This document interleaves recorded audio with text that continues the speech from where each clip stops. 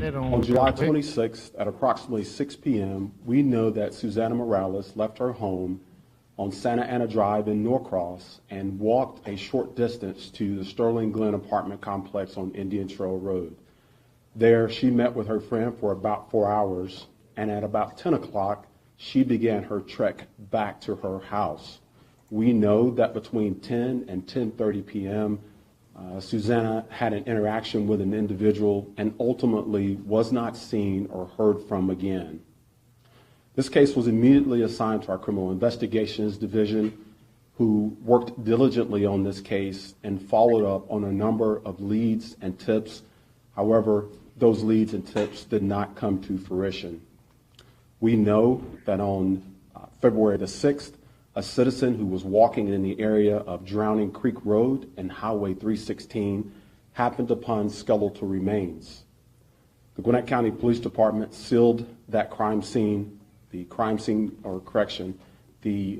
Gwinnett County Medical Examiner took custody of those remains, and they were positively identified as having belonged to Susanna Morales.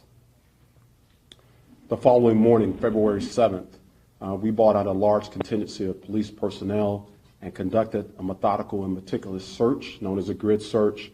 And during that search, we located a firearm that had been reported stolen on July 27th. This is the same day that Susanna was reported missing. That firearm we traced back to a 22-year-old former Dorville police officer named Miles Bryant. Bryant then became a person of interest in our case. We continued investigating, and on February 13th, we secured warrants for concealing the death of another. Since that time, our criminal investigators have been working this case continuously, and we have reached a threshold to where these charges have now been upgraded to felony murder and kidnapping charges. There's been some reports that there was another woman who had some issues with Brian.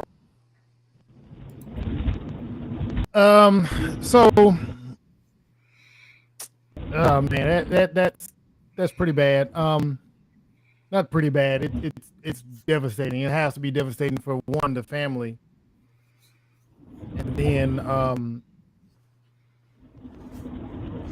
families on both sides.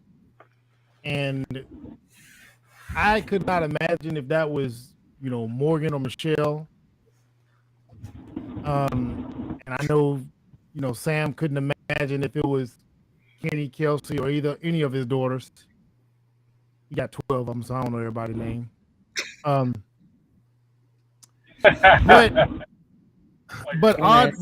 But strangely enough, what put this on my radar, I don't follow Atlanta news like I used to, but what put it on my radar is my son, actually.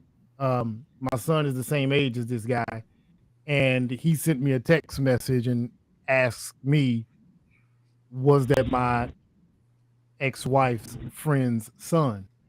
Oh. And originally I'm thinking, no, I remember the young man's name. I remember meeting the young man, but I don't remember placing the face. But after a while, I just, sent the text message to my ex and said, hey, is this who that is? And, after a little bit of reaching out to the mom of the police officer, she confirmed that was the guy that we were loosely acquainted with by way of our children, right?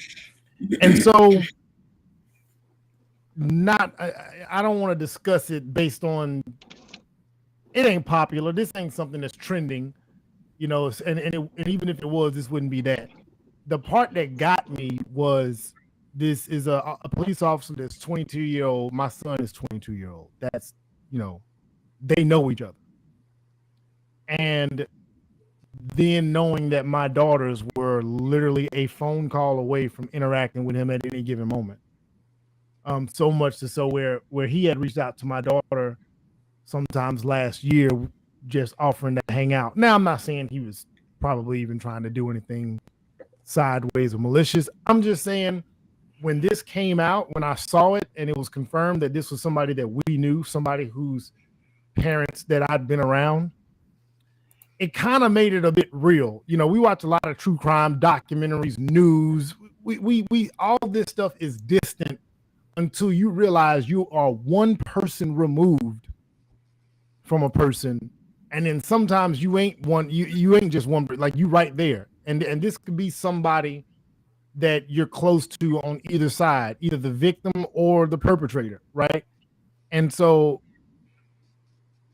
I think instead of being so distant from these things when they happen, people just need to automatically consider this could be my baby, my daughter that's a victim of a crime, or it could be my son that's the perpetrator of a crime. And I know everybody thinks that their children, it couldn't be your children committing the crime. That's not possible. It couldn't possibly be my son doing something until it's somebody's son.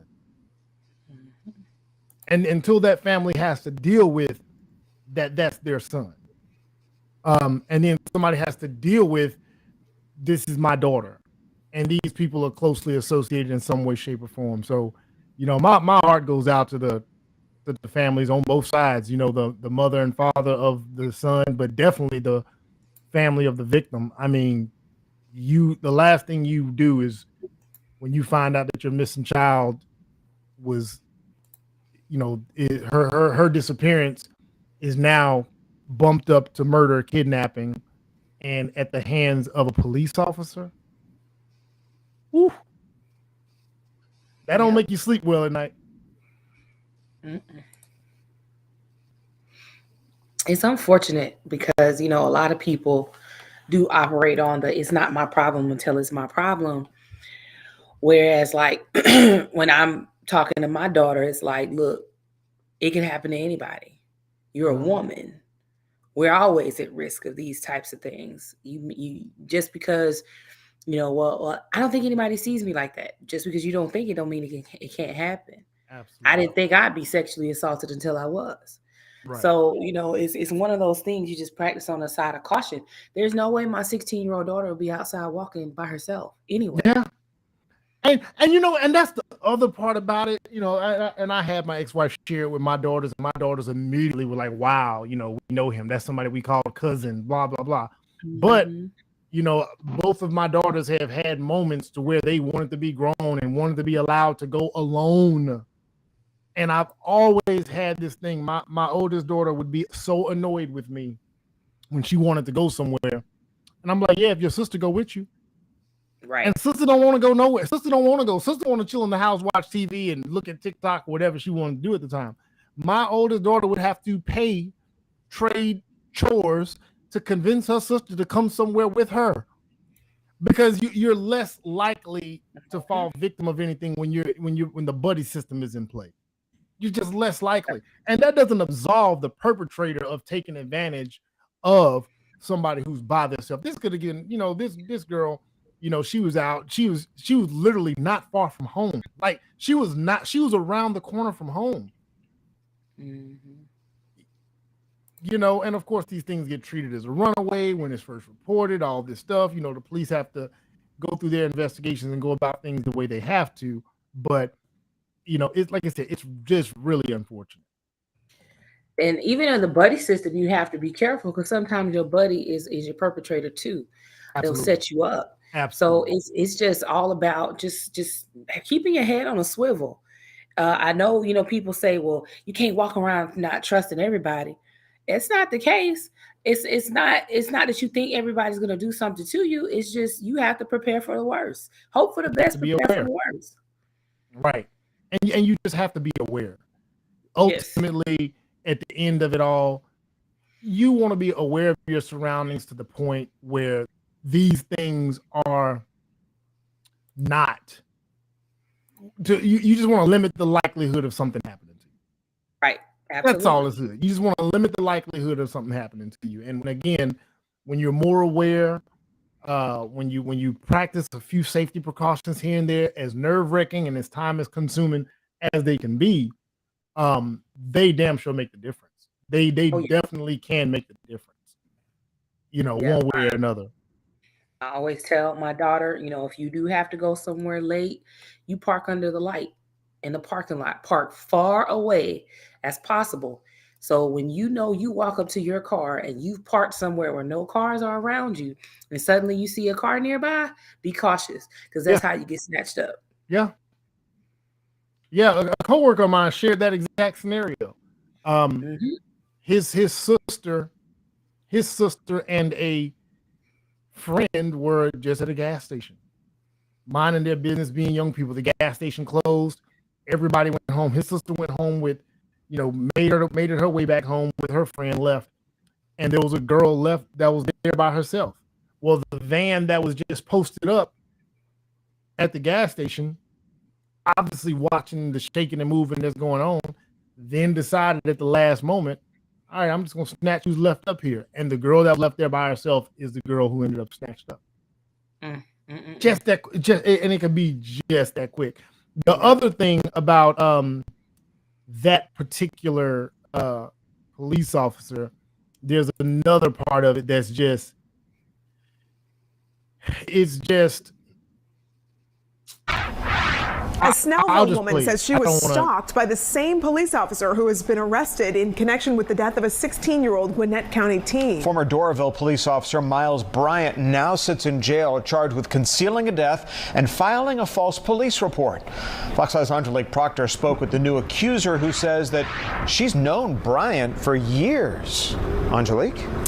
That's right, Tom. She said they were childhood friends, but lately she said he had become extremely aggressive. So aggressive, she reported him to police and accused him of stalking.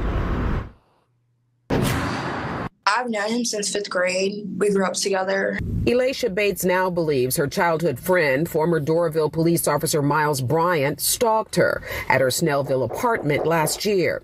She believes this Ring video her neighbor gave her is Bryant, as he lurked around her door, trying her knob, wearing a hood on his head. She says he even broke in one time when she was not home. Well, my neighbor told me that she saw Miles come into our community and listening to my door when I wasn't home and just trying to see if I was home, messing with my doorknob and stuff. She told me, and when she showed me the video of him, it was all alarming. This stalking, she says, happened before 16-year-old Susana Morales went missing in July, and after the teen seemed to have vanished, leaving Bates to think, I was shocked. I felt like it could have been me because he was the person at my door coming and unscrewing my knob and kicking it down and stuff like that. In July, she says it was a screen grab that led her to identify the man in the fatigues as Bryant, a man she knew who tried to reconnect with her, but she was not interested. She says Bryant became so aggressive she feared for her life and reported the then police officer to his employer, Doraville Police, and even Gwinnett Police. Then did you go out and get a firearm because of him? Yes. Doraville police say they launched an administrative investigation, talked to Bryant, and the behavior stopped. Doraville PD says they told Bates to report any potential criminal charges to Gwinnett police. Gwinnett says they are not sure why her complaints were not followed up on, but they are reopening her case. Ms. Bates believes both police agencies dropped the ball. I don't think they took the matter serious because he was a cop. However, I do feel like if they did, Susanna could still be alive. Now, Ms. Bates says she is.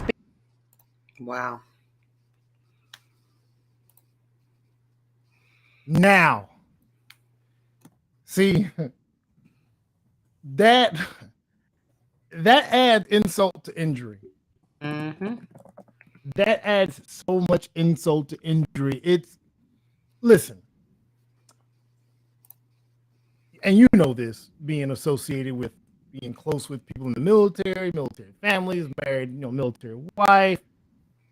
There are certain organizations that have done a very bad job over the years of making sure that they take the necessary precautions to protect the public from their own. Yep. And they will ignore reports of abuse. They will ignore reports of just they'll ignore certain things. They won't take it seriously, or they'll give that benefit of the doubt that they shouldn't give. And that benefit of the doubt that they sometimes give, I don't know who knows what the timing is of when this lady reported him, but from the way she's wording it, I've reported this since way back. So what if somebody takes what she's saying seriously and a life is saved. Come on, man. It's it's the kind of good old boy system that's been in place for police officers for a long time. You know, they're supposed to protect and serve, but who's protecting us from them? And a lot of times it's the whole, well, we'll self-police our people. And, you know, you get behind closed doors. Oh man, she's just saying I'm stalking her. Ain't nobody stalking that girl. Even though she has proof. You know, if it looks like a duck, quacks like a duck, it's probably a freaking duck. But, you know, the benefit of the doubt is given, hey, you know, man, just stop the behavior. Not realize this behavior is a pattern. And this is a 22-year-old. If he's acting out in this behavior now, I guarantee you these aren't the first women he's done this to. He's probably had a behavior pattern of this well into his teens. But I will say I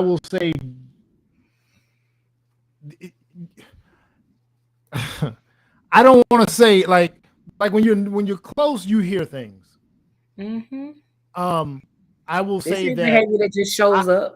I will post the links. Anybody can go. I will post the links, and the links do talk about things that go all the way back to 2018.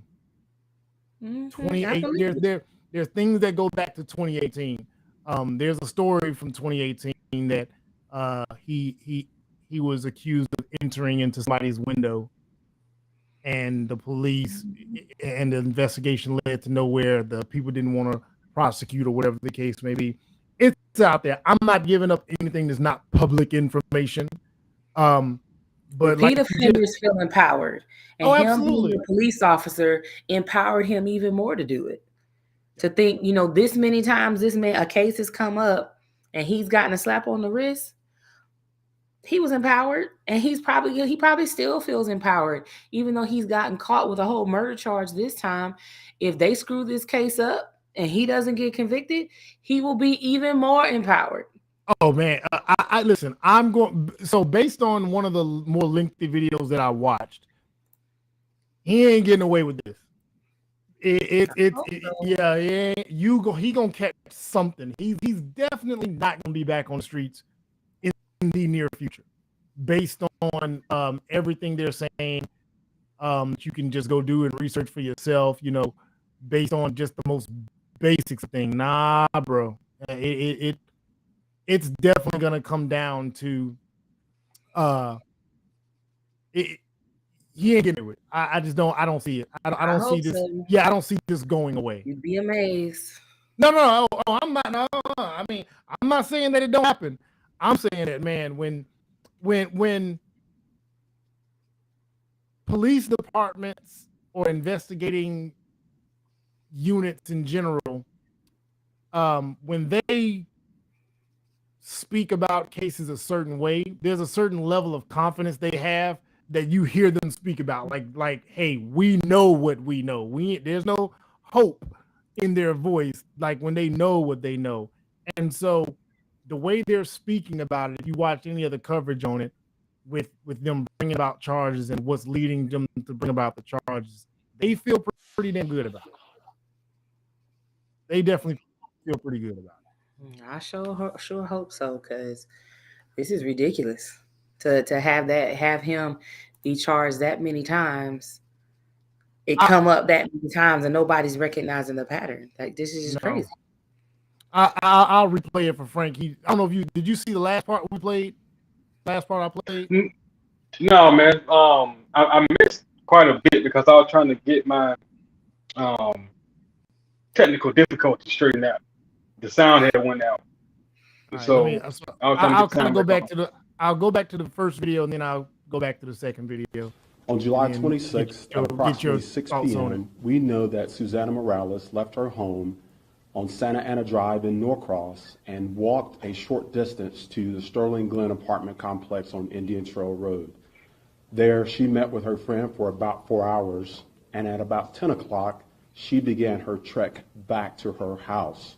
We know that between 10 and 10:30 p.m., Susanna had an interaction with an individual and ultimately was not seen or heard from again. This case was immediately assigned to our Criminal Investigations Division, who worked diligently on this case and followed up on a number of leads and tips. However, those leads and tips did not come to fruition. We know that on February the 6th, a citizen who was walking in the area of Drowning Creek Road and Highway 316 happened upon skeletal remains. The Gwinnett County Police Department sealed that crime scene, the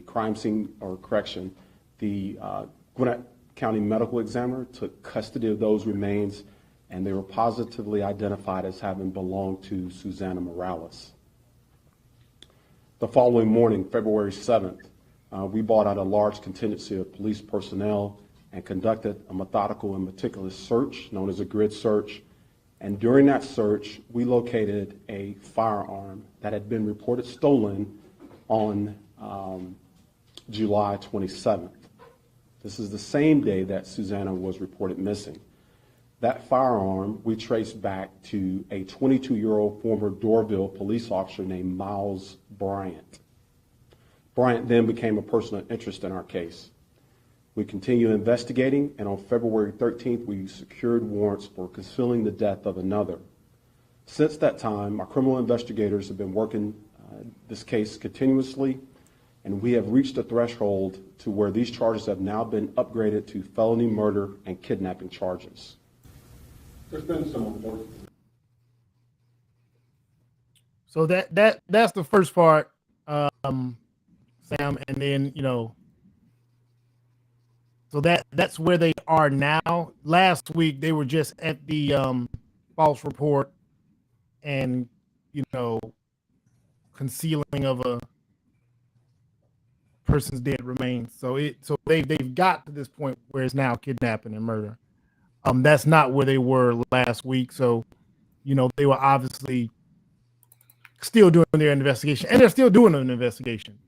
But last week around the same time, this also came out, and me and Sheffy were just talking about this. A Snellville woman says she was stalked by the same police officer who has been arrested in connection with the death of a 16-year-old Gwinnett County teen. Former Doraville police officer Miles Bryant now sits in jail charged with concealing a death and filing a false police report. Fox 5's Angelique Proctor spoke with the new accuser, who says that she's known Bryant for years. Angelique? That's right, Tom. She said they were childhood friends, but lately she said he had become extremely aggressive. So aggressive, she reported him to police and accused him of stalking. I've known him since 5th grade. We grew up together. Elisha Bates now believes her childhood friend, former Doraville police officer Miles Bryant, stalked her at her Snellville apartment last year. She believes this Ring video her neighbor gave her is Bryant, as he lurked around her door, trying her knob, wearing a hood on his head.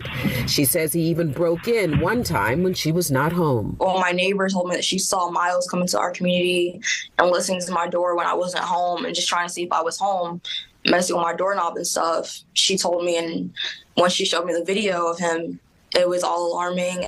This stalking, she says, happened before 16-year-old Susanna Morales went missing in July, and after the teen seemed to have vanished, leaving Bates to think, I was shocked. I felt like it could have been me because he was the person at my door coming and unscrewing my knob and kicking it down and stuff like that. In July, she says it was a screen grab that led her to identify the man in the fatigues as Bryant, a man she knew who tried to reconnect with her, but she was not interested. She says Bryant became so aggressive she feared for her life and reported the then police officer to his employer, Doraville Police, and even Gwinnett Police. Then did you go out and get a firearm because of him? Yes. Doraville police say they launched an administrative investigation, talked to Bryant, and the behavior stopped. Doraville PD says they told Bates to report any potential criminal charges to Gwinnett police. Gwinnett says they are not sure why her complaints were not followed up on, but they are reopening her case. Ms. Bates believes both police agencies dropped the ball. I don't think they took the matter serious because he was a cop. However, I do feel like if they did, Susanna could still be alive. That brother brazen with it. He showed up to your door. That just adds to it. He ain't getting out. I mean, shouldn't obviously, but I mean, he's not. Yeah. I mean, that nigga is not getting out. I hope not. One, he's a cop, he's so black. I don't put it past him until I actually see him go to jail. Like that committed. That brotherhood doesn't quite extend to black cops. You know what I mean? We see black cops going to jail all the time for things that white cops get slapped on the wrist for. This is true, but this is also Atlanta. Shit, Atlanta don't care. No. And you got, and the other thing I would say is Gwinnett County specifically is one of our heavier Hispanic populated parts of Atlanta. And he was in Doraville.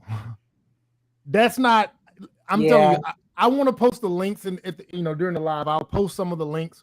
But he's the commissioner was getting interviewed, and I would say at least every other question was coming from somebody that you knew had a Hispanic background. You can hear it in their language. You can hear the accents.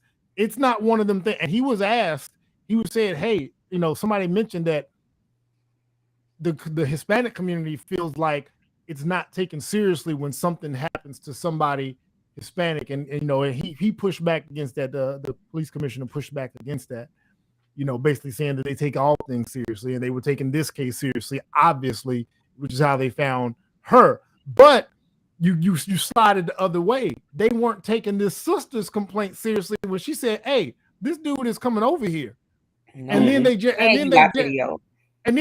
said, we brought it to him, and then it stopped.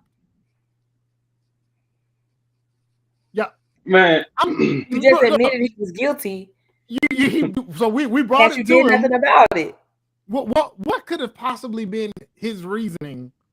Like I'm hey, bro, is this you? Oh yeah, that's me. What was you doing? Oh man, what were you checking to make sure it was locked? You trying to make sure she was secure? No. So what could have been the reason in which they didn't see it was necessary to take things further? I don't know. I don't. He's out here looking like a passport, bro. Oh, come on, God.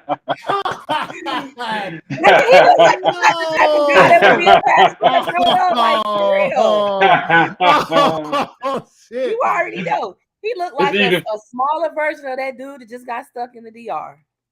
It's even funnier when it's true. Asking everybody for $100 so he could get on I just need $100. Oh, I got 25. I got 20. But that nigga was starting to sound like an auction. I got 25. I got 25. Do I hear 30? Bro, somebody just appreciate that. Appreciate that. Yo, I just need 45 more. listen. These are I couldn't help it. I saw that video of that man begging. I'm like, wait a minute. I thought you was a passport bro. You supposed to be a high value man. Get on the passport bros now, man. Y'all not letting the passport bros make it. See, no, not that easy. Not that easy. They out here getting beat up and getting stranded and stuff. You can't make this stuff up. They doing it to themselves.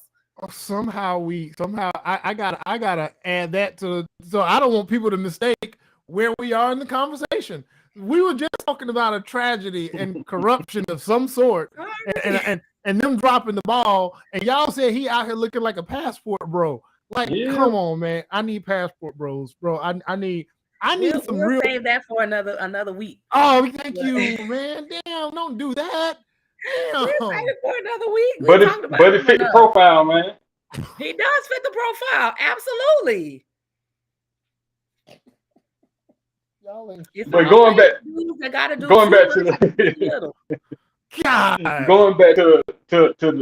the cop culture, it's this thing that I don't know if they're desperate for people to become police officers, but it seems like their hiring process is no different from Burger King. Let me be clear with you. Let me, and I say this, man. The vetting process for everybody thinks that military, police departments, that there's these extreme vetting processes. They're not. Now they run background checks. They run a criminal background, and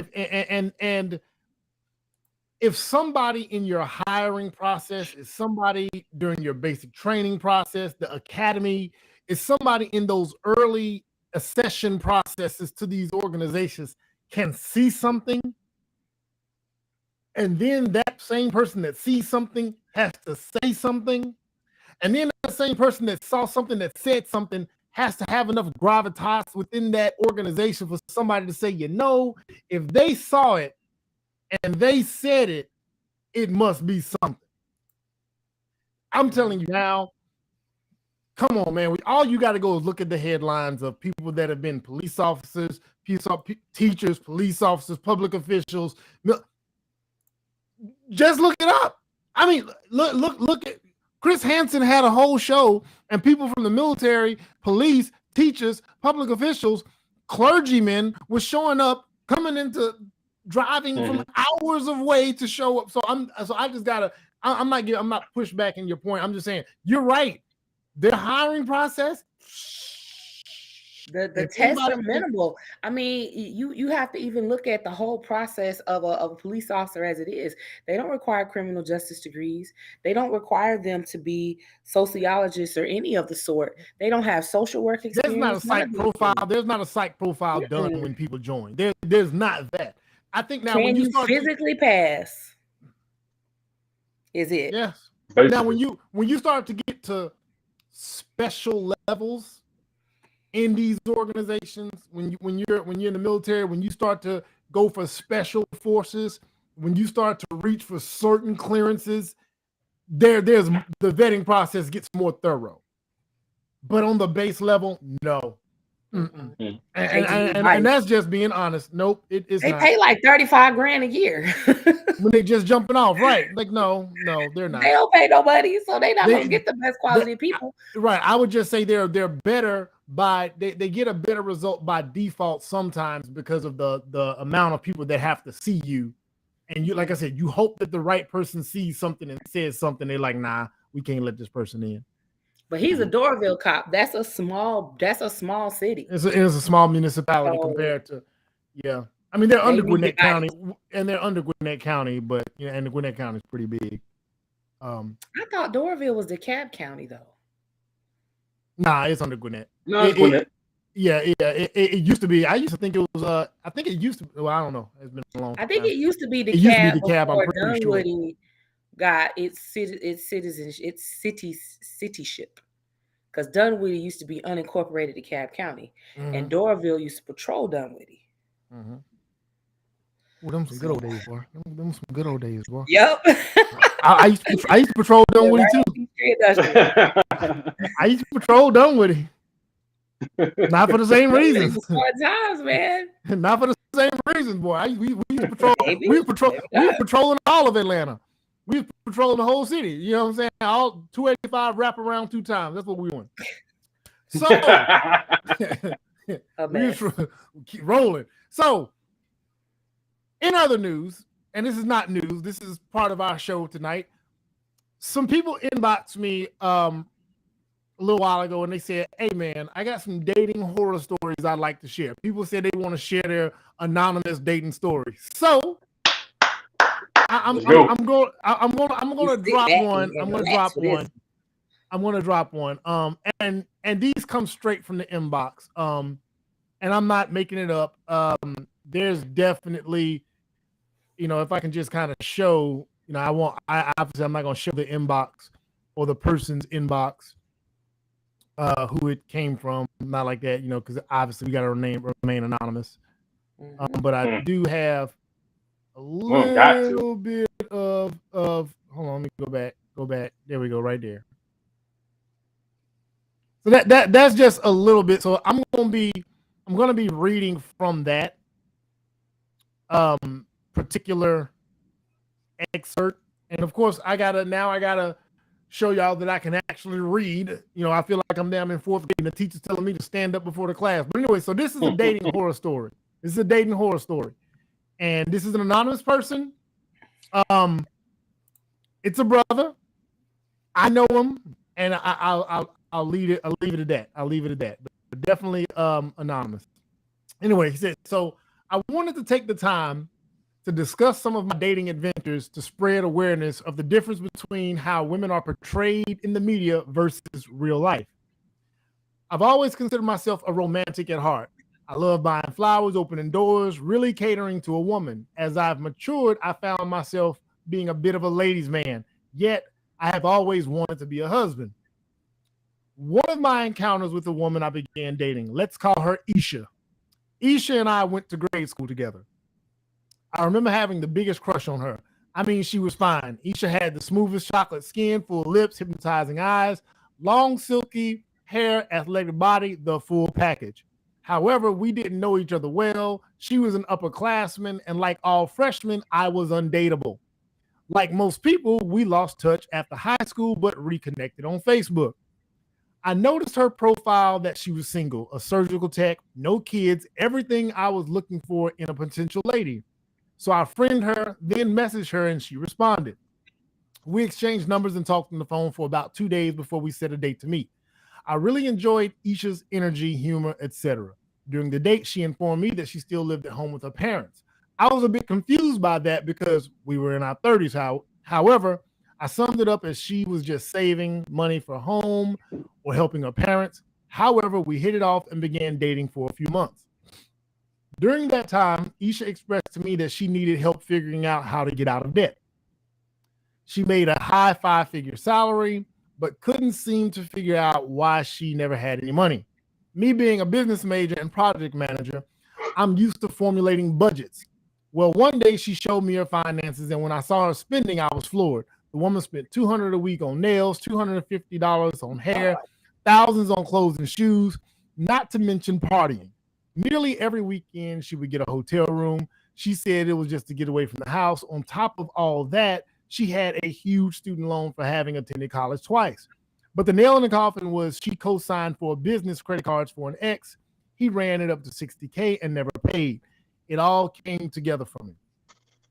That is why she never moved out of her parents' house. She was cash poor and financially illiterate. I knew right then and there it wasn't going to work. She still ended up spending the weekend at my place. That Sunday night, it was raining, and when we were on our way to drop her home so she could get ready for work, I took the time to tell her what I thought she needed to do. Now, I'm riding in the passenger side as she drives my car because I had some food and I was trying to eat. I let her know she couldn't continue to spend money on her nails, hair, etc. You know, Isha insinuated that she would stop if I picked up the cost. Then when I politely declined, she proceeded to speed 90 miles per hour in my car down 285. Like insane, crazy behavior. She was swerving, yelling, calling me all kinds of MFs. I thought I was going to die. Finally, I convinced her to pull over and let me drive. We got to her home, and I guess she felt so sorry, she offered oral sex as an apology. ... 10 minutes later, I still never called her again. That's our first dating horror story. Oh, Father God. I don't know. Oh, Father God. Something. Jesus of Nazareth. I can't do nothing but call on God for this one because this is awful. So let me be honest about something. The craziest behavior I've ever dealt with when I was dating or in relationships or anything was definitely behavior that I can honestly say you caused. I had coming. I'm being honest. I won't lie. Because and I think, and that's not to say I didn't come across crazy behavior while I was dating. It's just that it would come so early and it would be somewhat minimal, especially compared to this, that would be the red flag I needed to exit stage left. But I don't know what the hell I would do if I was in his situation. I don't know what I would do if a woman asked me for advice about finances. You give me the inside information. I begin to tell you. You then suggest that I help and take on those costs as a burden. And when I say no, you mash down the gas. You hit the gas. You Her hit still the living gas. at home was a red flag. That true. Well, That was a huge red flag. And I'm gonna tell you why it's a huge red flag. As a woman in her 30s, go off, still living at home, and you never left home. Oh no, red flag. It's different if you left home and came back. Mm-hmm. Because you've at least had some opportunity to be out in the world. You've experienced living on your own, having your own life. Maybe you got a little money strapped and you had to come back home. That's different. Okay. But you never left. You spoiled off top. Your parents haven't allowed you or required you to have any responsibility for your life. Yeah. So immediate red flag. And he said she a surgical tech and she ain't never got no money. And but she was fine though. See, you overlooked the part. How fine she is. That's y'all problem now. That is our problem. Instead of looking at stupid. That ass though. That ass crazy. That ass though. We don't be thinking about that. That ass crazy and broke. We don't be caring about that. Go ahead. Y'all need to. Man. To add to Sheffy's point about her staying at home, I saw something a couple of days ago, fairly recent. This person was saying that she don't understand in the Black community why we are so quick to kick our kids out at 18, and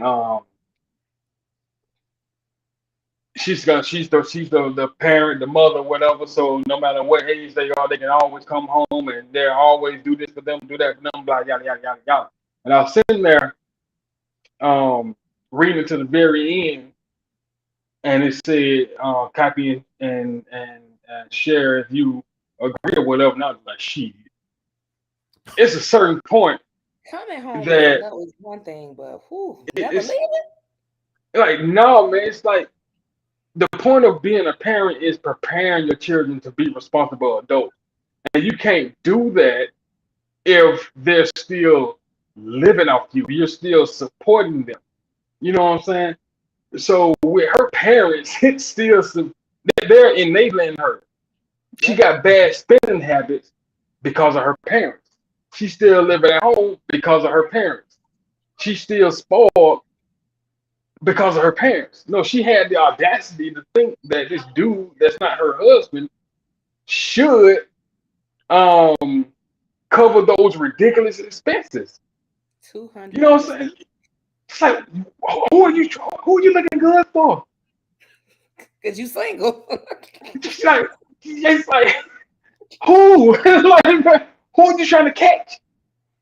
I guess next sucker. I guess she felt like he was. Yeah, she felt like he was gonna be the sucker to bite. Absolutely.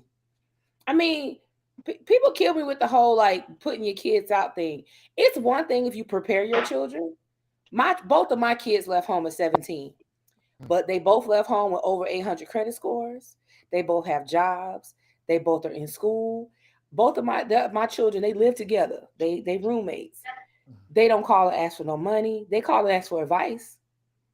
You know, something wrong with the car. What should we do? You know, that kind of stuff. They don't there you go. And if they do need something, we'll give it to them. And then we both tell them all the time, you're welcome to come back home. Absolutely. But they don't want to. Because they're out there trying. They're out there. Mm-hmm. See, I think so I get what people are saying when they give pushback against putting our kids out at a certain age. I don't believe you just put them out. I don't believe you say, okay, you're 18 times up, bye.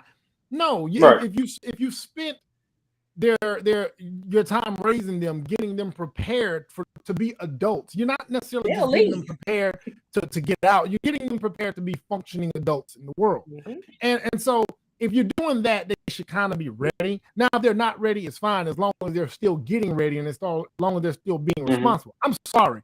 I made one thing clear to my kids. There's no way you'd be under my roof and you drive a car that's better than mine. You're not finna have a car no higher than mine. You ain't finna have clothes doper than mine and living in my room. You ain't finna walk around looking more money than me and living in my room. That would never happen. That's not gonna happen. You're not gonna make babies and continue to live with me. You're not gonna be bringing chicks back to you ain't gonna be bringing chicks or dudes back to my crib like you're a grown person with your own place. At that point, it's time for you to roll. So it's when you get to a point as a person to where you're doing adult things. I'm gonna need you to go be an adult for real. Yeah. Because when you're living under my roof and doing adult things, you're gonna start to think that you're on my level, and you're not. And so that's why I ain't one of your little friends. I'm not. I ain't one of your friends. I ain't your homie. We ain't finna kick it. I think the issue is America, the United States. Our culture is so independent and individualistic, and its lack of community is in part due to being so ready to get children out of the house. So I think there's another side to it. I think there's an unhealthy way in which people do it. I think young people want to do the hell they want to do. I think part of it is that you have a lot of parents out here that think raising a child is just making sure they have a place to stay and clothes on their back. And they're not actually preparing them for the real world. But now it's like, well, you 18, you grown now, get out of my house. And the kid is looking like, I don't know what to do out here. Yeah. But then you have the parents who have spent the time to prepare their children. Them kids be ready to go at 15. Because they've been able to experience certain things. Our kids had debit cards at 10. We started them managing money, saving money, all of that at 10 years old. So, they had stock accounts and all of that stuff by the time they were 13. All of these things we instilled in them early, so they were confident enough to step out on their own. When I asked my son, hey, are you coming to Florida with us? Or are you staying here in Mississippi? I'm going to give you that choice. I'll just get an apartment and stay here. He was confident enough to do that. With our daughter, she was a little less confident, but she knew she had her brother to lean on because he had done it already. Now she's out there. We got her a car. She finishing her last year of school. She has a job. She saves money. All of these things that I didn't have an opportunity to do at their ages because I wasn't taught that, but I was kind of told to get out at 18. So it's a lot of that where I think a lot of parents aren't spending enough time teaching the adult things, but are like, well, now you grown, get out, versus teaching them to the point where they feel confident to leave. Like I be want my kids like, come home sometime, y'all. No, we good. Because they've had that level of confidence. So, and a lot of people are saying, well, these kids just aren't ready. They aren't adults yet. They aren't adults yet because you haven't taught them how to be. Yeah. Right. That's our job as parents. And yeah, we as parents, we figuring it out as we go too. But at the same time, it's our job to teach them the things we weren't taught when we were their age. Mm-hmm. And I don't at think least the bare minimum. I'm doing that so much as, well, I'll just take care of it for you. You 16 years old. You can call and schedule a doctor's appointment. That's grown.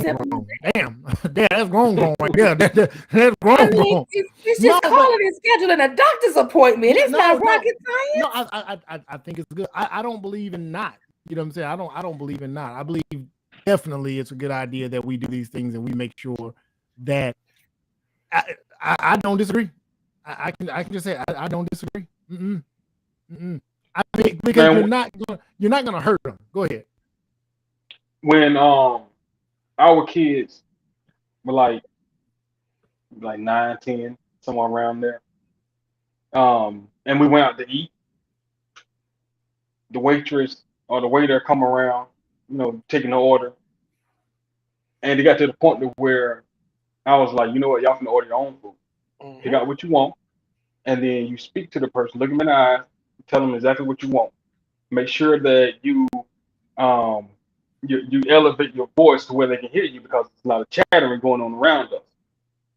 So what I was trying to teach them is be confident when you're speaking to people, to strangers.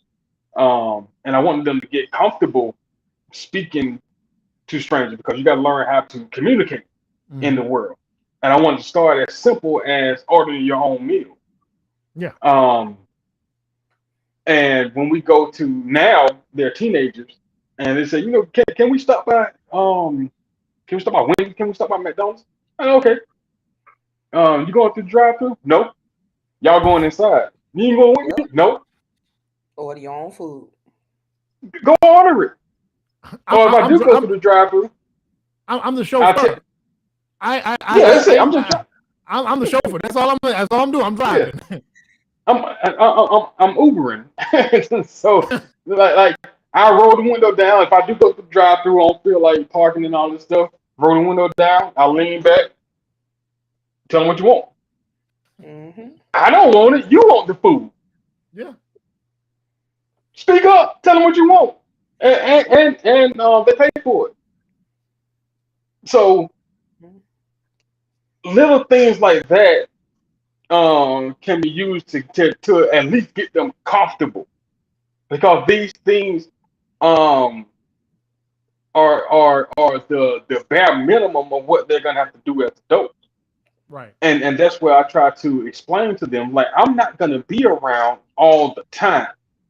Mm-hmm. Your mama is not gonna be your mama ain't gonna be around all the time. So y'all need to learn how to do these things yourself. Because at a certain point, my life is gonna be me and my wife.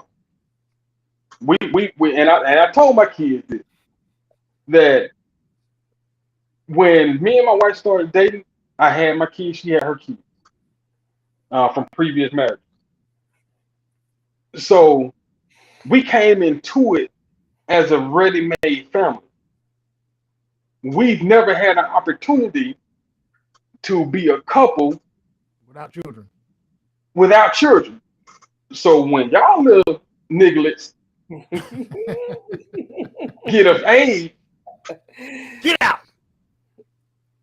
It's like it's our time now. We got to start living our lives. You so selfish. That I'm looking forward to that. You selfish. I'm with you, Sam. You I don't give a damn.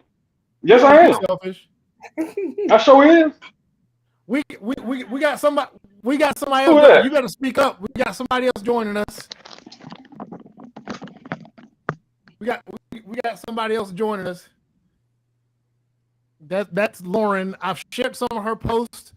Her name on Facebook is Saucy Spice, and she usually gets folks popping. I'm pretty sure. I think y'all read. I think I shared one of her posts today or yesterday, and I know one of y'all. I know you, Sheffy, definitely commented on one or another or something like that. Can you hear us, Lauren? Barely. So I'm trying to figure out. Oh, here it is. Wait. I think. We got a newbie. I'm a Yes, newbie. Sir. Yes, sir. I have never used Restream on my phone.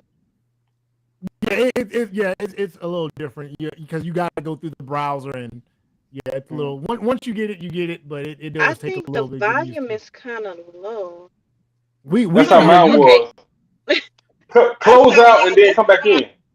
I'm just gonna open up my computer and get it from there. Yeah, there you go. My audio did that earlier. That's what I was trying to fix. So I had to close it all the way out and then come back in. Are you using Chrome? Yeah. Yeah. I'm on my cell phone. Yeah. So close it out and then open it back up. So like leave the stream? Yeah. Completely. Okay. Yeah, that ordering food thing, that's huge. I make my 8-year-old, when we in Publix, he like, I want a sub. Go tell the lady what you want. Your little turkey and your lettuce and your little mayo. Go tell her what you want. Is that better? Did our technical advisor straighten you out, or no? He don't know shit. I have my computer open right here. Let me just go. Look at it, man. You know what? You can't never trust you can't trust a dude with a beard. I'm telling you now. I've learned a long time ago. If they got a beard from here to here, you can't trust them. They got beard from here to here and muscles all up in here. You can't trust them. So, every hair is a lot of them. You don't know nothing. Don't know nothing. Don't know nothing. They know how to grow. They know how to grow a beard. They just know how to grow a beard and be strong. They don't know nothing else about nothing. You don't know nothing protein. Just go chop some wood. You look like a lumberjack. Go chop some wood.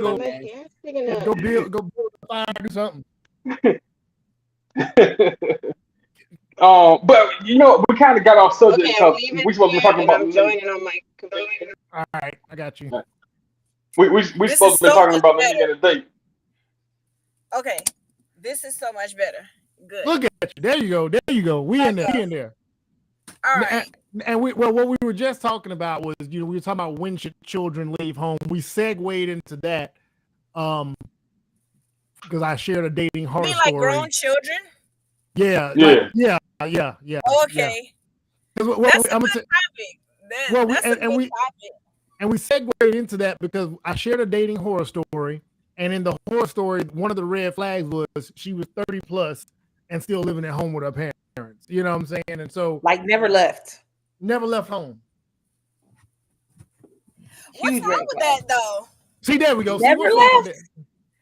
Like never What's left. Wrong with that? Never left the nest. That's a black thing. You know, like other cultures will stay with their parents until they're established. I think it's an American thing. I think it's a unisex. I think it's an American thing. I think it's definitely a. Yeah. I mean, in other cultures, though, so much to say about that. In other cultures, though, a lot of that is more related to socioeconomic status, and especially with the girls, in that they can't even leave until they're marriable because they can't get, things otherwise. But in the United States, even the men, though, even the men, until they get ready to establish themselves and have a family, sometimes like go and establish their careers and stuff. In Europe, usually still not in their 30s, though. Them men be in their early 20s. I think that there is nothing wrong with living at home with your parents if you are able to take care of yourself. I mean, so right. If you're able to take care of not if you just laying around on your parents and you're not doing anything. You know what I'm saying? You're not contributing to the household in any type of way, right? But I mean, otherwise, for what? I don't see anything wrong either way, but I'm saying otherwise for what?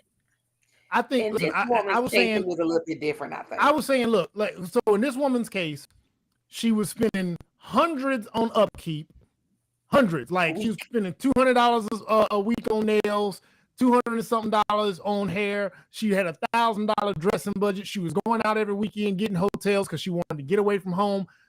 Let me tell you, and she had a $60,000 debt based on a business credit card that she opened with an ex, and she had student debt.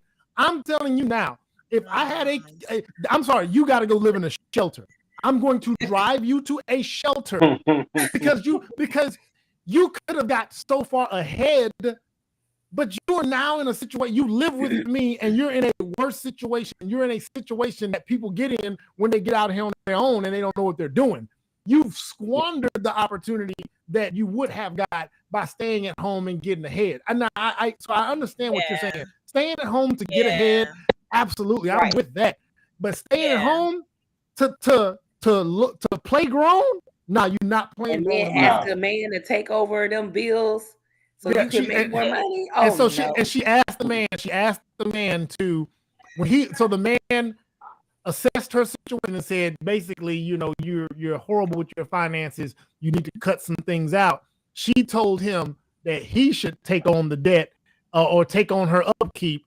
And then she decided to high speed down the highway and basically act a fool. And so it was a bit because he rejected that. Because he rejected that. And so Sheffy was saying that the red flag was that someone should have went off in your brain 30 plus and at home, like, you should have been side-eyeing, but she was fine. The way he described her, she was fine. So I'm just saying, if she had left home, tried it and then got in a situation and come home, I completely get that.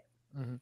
But you 30 something, a surgical tech, and have never left home, blaring red flag. And turning up. And you turning up. That sounds like spoiled rotten to me. Yeah, that's a matador. I think that would be the red flag for me, is that if you don't have anything established for yourself, but you're spending all this money, right, and you're not building yourself up, you're not putting anything aside so that it don't even have to be so you can get out on your own, right? Maybe you choose to stay with your parents until. Let me tell you something. Go and get your own place is hard. It's overrated. Okay, it's overrated, and a lot it and especially as a woman, it is overrated, and a lot of girls, especially I would say in the last probably 20-25 years, right? When I look at the situation with men and women that leave home and go get their own place, a lot of young men, especially in the Black community, because of course that's mostly what I've been exposed to, right? A lot of young men don't have a problem staying at home. And this will go into double standards as well. A lot of girls want to leave home and go get their own place so they go have sex with some dude so they can freely go have sex. I'm just keeping it real. So they can freely go have, because they cannot have, their parents will not let a man come spend a night at the house. You can't go in a room and parents close will let the girl come stay over though. No, see, and you're right. Wait. My mama does it. That is true. My brothers done laid up in the house with plenty girls. Let me tell you. My uncle used to have, my uncle when I was little. My uncle, his girlfriend was able to come over. I don't remember if she ever spent the night, but she might as well have spent the night.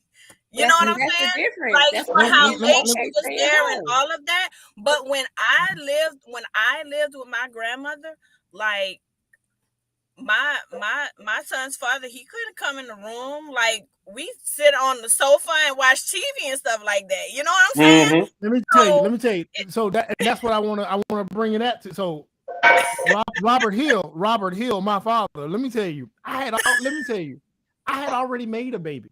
So I was grown. I thought I had already made a baby. He didn't give a damn. She came over there. She had to be leaving. If we was upstairs, that door had to be open. I had made a baby.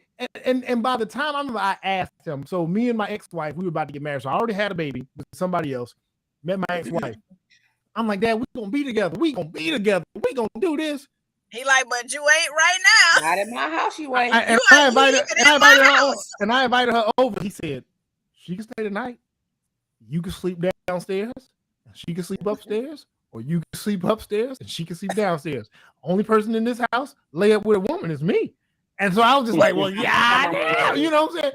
It was just, so you're right, man. There is that element of us young people who want to get out so we can get down. Look, there's no doubt about it. Had my son not been born, me and this dude right here, he told me I ruined his college and post-high school plans. Because when I had a kid, I had to hurry up and do something different. But our plan was to get grown. We both had a car. We was going to get an apartment. And we was just going to chase hoes all over the city of Atlanta. At least I was going to chase hoes. He's going to probably try to find a wife. I was going to chase hoes. But I'm more than likely. Yes, that's what we're more than likely. You still would have been some auditions, though. But I mean, you have to. The apartment was for auditions. Yeah. You have to look at how tightly held Black girls are in our homes. I mean, my grandmother was a minister, so you already know where I'm coming from. Listen, and I'm gonna tell you what, we already talked about Grandma Chef. You make sure when you talk about Grandma Chef, she did her job in a lot of ways, but in other ways, I was very restricted. And then the other piece of it that we don't. But did you die? What's wrong with that? Did you die? No, I didn't die. But because of a lot of those restrictions, there are some experiences that I probably should have had a lot earlier. I had in my early 20s that led me to make some really bad decisions when it came to men. Please name me some of those experiences. Give one. Being able to freaking date and just figure out what guys were like. Like my mom was totally against men altogether. She raised me to pretty much hate men. So by the time I got to being able to actually be expressive with guys, I didn't really know how to choose anybody because I hadn't really had any interaction. So in high school, you didn't. So even in high school, you didn't. It was no balance. I dated very little. Okay. Yeah. I wasn't really allowed to. I was only allowed to date this one guy I went to church with, and he ended up cheating on me several times. And so by the time I actually got to really be able to be expressive as a female trying to date, I'm hot in the pants. I'm wearing wild out. It was just, I broke out. I'm wild now. But and I don't fault her for that, because my grandmother grew up in a different era. But the other piece of that I don't think we talk enough about is there's a lot of sexual abuse going on in our Black families. Yeah. That is another reason why girls leave home. Right. Because they're already getting abused at the house. So they're like, I'd rather go out and get in the streets and hope somebody loves me instead of, Absolutely. Or you have homes where the girl child is seen to be in competition with the women of the house. So the woman of the house treats the girl child like a slave, making her pick up behind her brothers and all of these things like that. That's also very common in Black families. Yet another reason why girls leave home. So it's not just they just going out to have sex. It's I'm going out to get away from these people. And have sex. Oh, well, that too, yeah.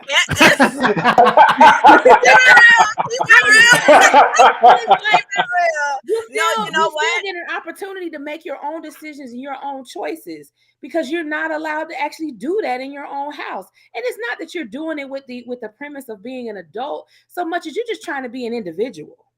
No, Black families don't allow for that for girls. And you know what? If I'm gonna make posts and monologues about men that lack experiences and how those lack of experiences during their adolescent years turn them into some incels and passport bros. I knew you was gonna say the passport bros. Damn. I ain't gonna let that go. Their lack of experience at a young age, it handicaps them later. So when they get out here in the world, they're expecting one thing and they get another, and when they don't get it, they flip out. You know what I'm saying? And so I get it. I do think that's definitely a part of it. That is definitely a part of it. So yeah, I don't know. Balance. Absolutely. Yeah. I mean, like the way my daughters, they started dating. It was very chaperone-ish early. We meet them, they sit here in the house, we in the same room with them, that sort of thing. I remember even my first couple of dates as a teenager. I remember Takia Fowler. She ain't gonna never watch this video, but I remember her mom and her stepdad was on that date with us right there, and I'm sitting there like, man, y'all can't trust me. They couldn't trust me. Hell no. They shouldn't have. Because I think within a couple of months from then I had a baby on the way. So let's be real clear about it. Like, they shouldn't have trusted me. And so I get it. I definitely did. A little 13-year-old date, meeting at Dave and Buster's. Absolutely. And Chuck E. Cheese and hang out. 13? I'm fine with that. It's not a date by themselves, but like 14, maybe. Get me to the 4. Give me to the 4. Get me to the 14-ish. I need 5.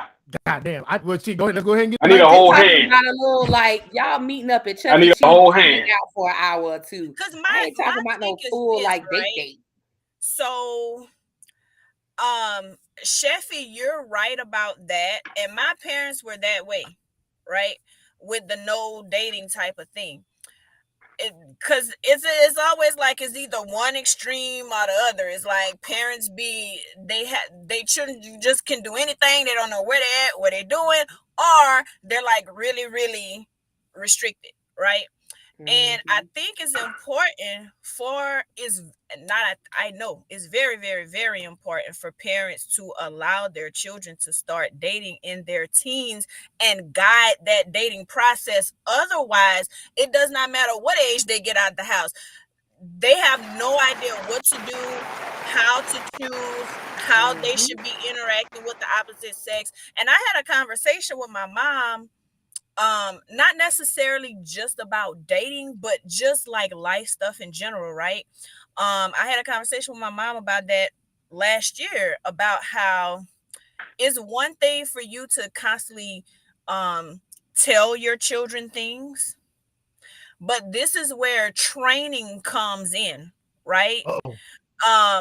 Training, because you have to then allow them to have experiences where they're able to apply what you're teaching them and make mistakes while they're at home, while you can correct it and not correcting it with a whipping. But I still differ on this with my parents, like that. But you have to allow your children experience under your watchful eye to be able to apply the things that you are teaching them. Otherwise, you can say whatever you want, and when they get out in the world, um they don't know how to fly, right? Because like I was telling my mom about this situation where um a classmate of hers a classmate of hers um this woman and her husband worked at both worked at this hotel where my then best friend was working. And they worked different shifts. And the husband one day, now I was a fresh 18, right? And I'm used to being like under the rule of my parents, and you do what adults say do, right? And so the husband one day, he's like, come, come see. And he walks me, and we're walking outside to one of the rooms, and I'm like, okay, I'm uncomfortable with it, but I'm like, I don't know what he wants to talk to me about.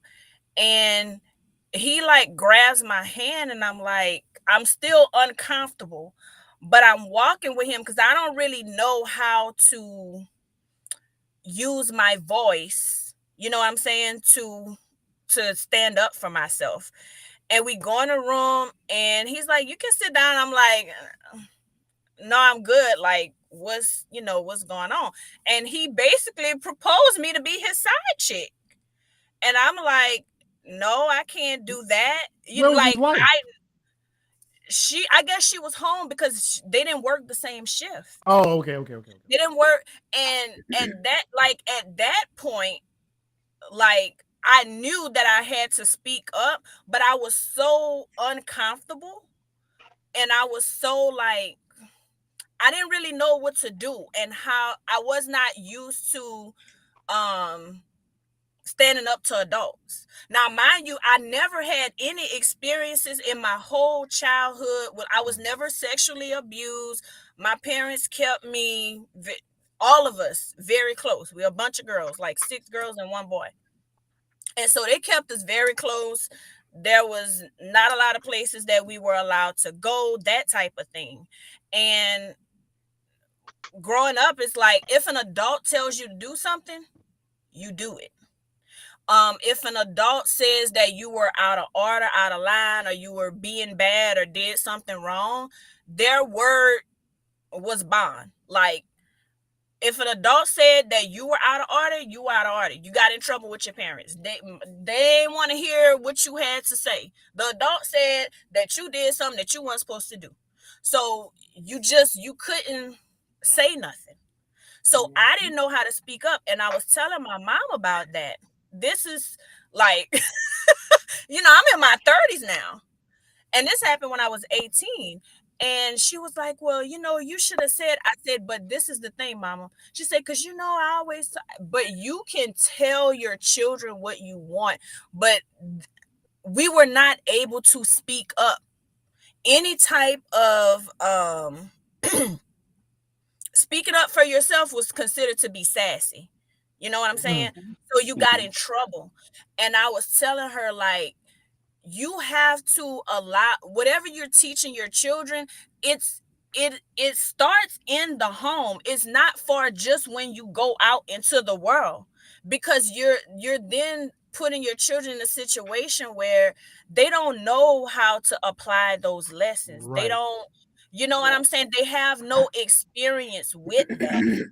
So, like, for me, my son is allowed to express himself, and I know where that line is if he's being, sassy, right? And some of my siblings think my child got a smart mouth. No, he does not. Y'all are, that's because the way we grew up, y'all are not accustomed to children being able to express themselves. Right. Yep. So yeah, I believe, and no, that, but I would say this, man. This might be a whole nother subject for another day, but parents don't do their children service when they don't want to have conversations and allow a certain level of experience.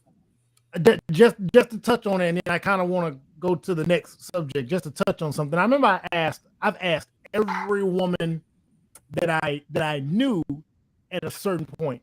I said, I remember I asked these women. I said, who were the women in y'all's families that had a conversation with y'all about sex? Most of them said, "What you talking about? What woman talk?" And a woman would say, "Well, why did you ask that?"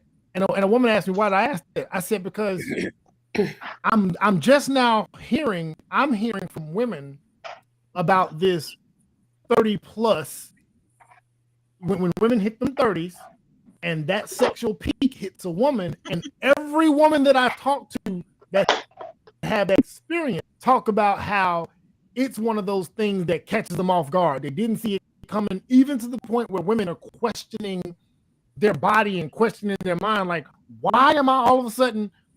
And a woman asked me, "Is that what teenage boys felt like?" And I'm like, "Yeah, that's what it sounds like." And I was like, "Well, did no woman told you this was coming?" Because they had to have experienced that too. But so it's like generational.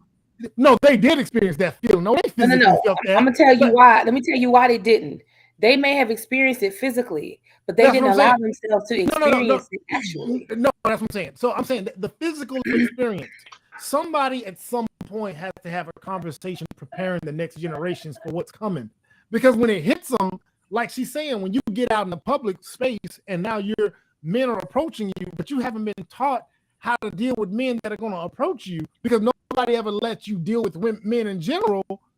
Just like in any situation, how are you going to manage that as an adult? You're not going to be able to manage that as an adult. It's still different though. My grandmother was in her 40s raising me. Wasn't no man approaching her. She ain't even dressed a certain way for a man to approach her. Right, but even when she was young, who told her? Who prepared her for men? You know, so like it's the same thing my great grandmama said. All men wanted sex. Right. That was all they said. That was the conversation. Right. With a man, you're gonna get up with crabs and babies. That's what they told. My mama talked to me about sex like maybe once for sure, maybe twice. My dad talked to me once. If you make a baby, you take care of it. That was the conversation. It was just that quick. No. She actually talked to me about sex and about how where babies come from and all that, right? But once for sure, maybe twice. After that, everything I heard from her and my dad was like, "Don't have sex, don't have sex, don't have sex." Like that was it. That was it. My grandma was like, "You come in here with a baby, I'm gonna cut your head off and put your body in the closet." That was the culmination of the sex talk I had. I'm talking about Grandma Sheffy. That's what I'm talking about. Grandma Sheffy was on. I had no babies. Thank you, Grandma Sheffy. It worked. I was 18 when I lost my virginity. I was scared of that little woman. She was short. Me too. That's what I'm talking about.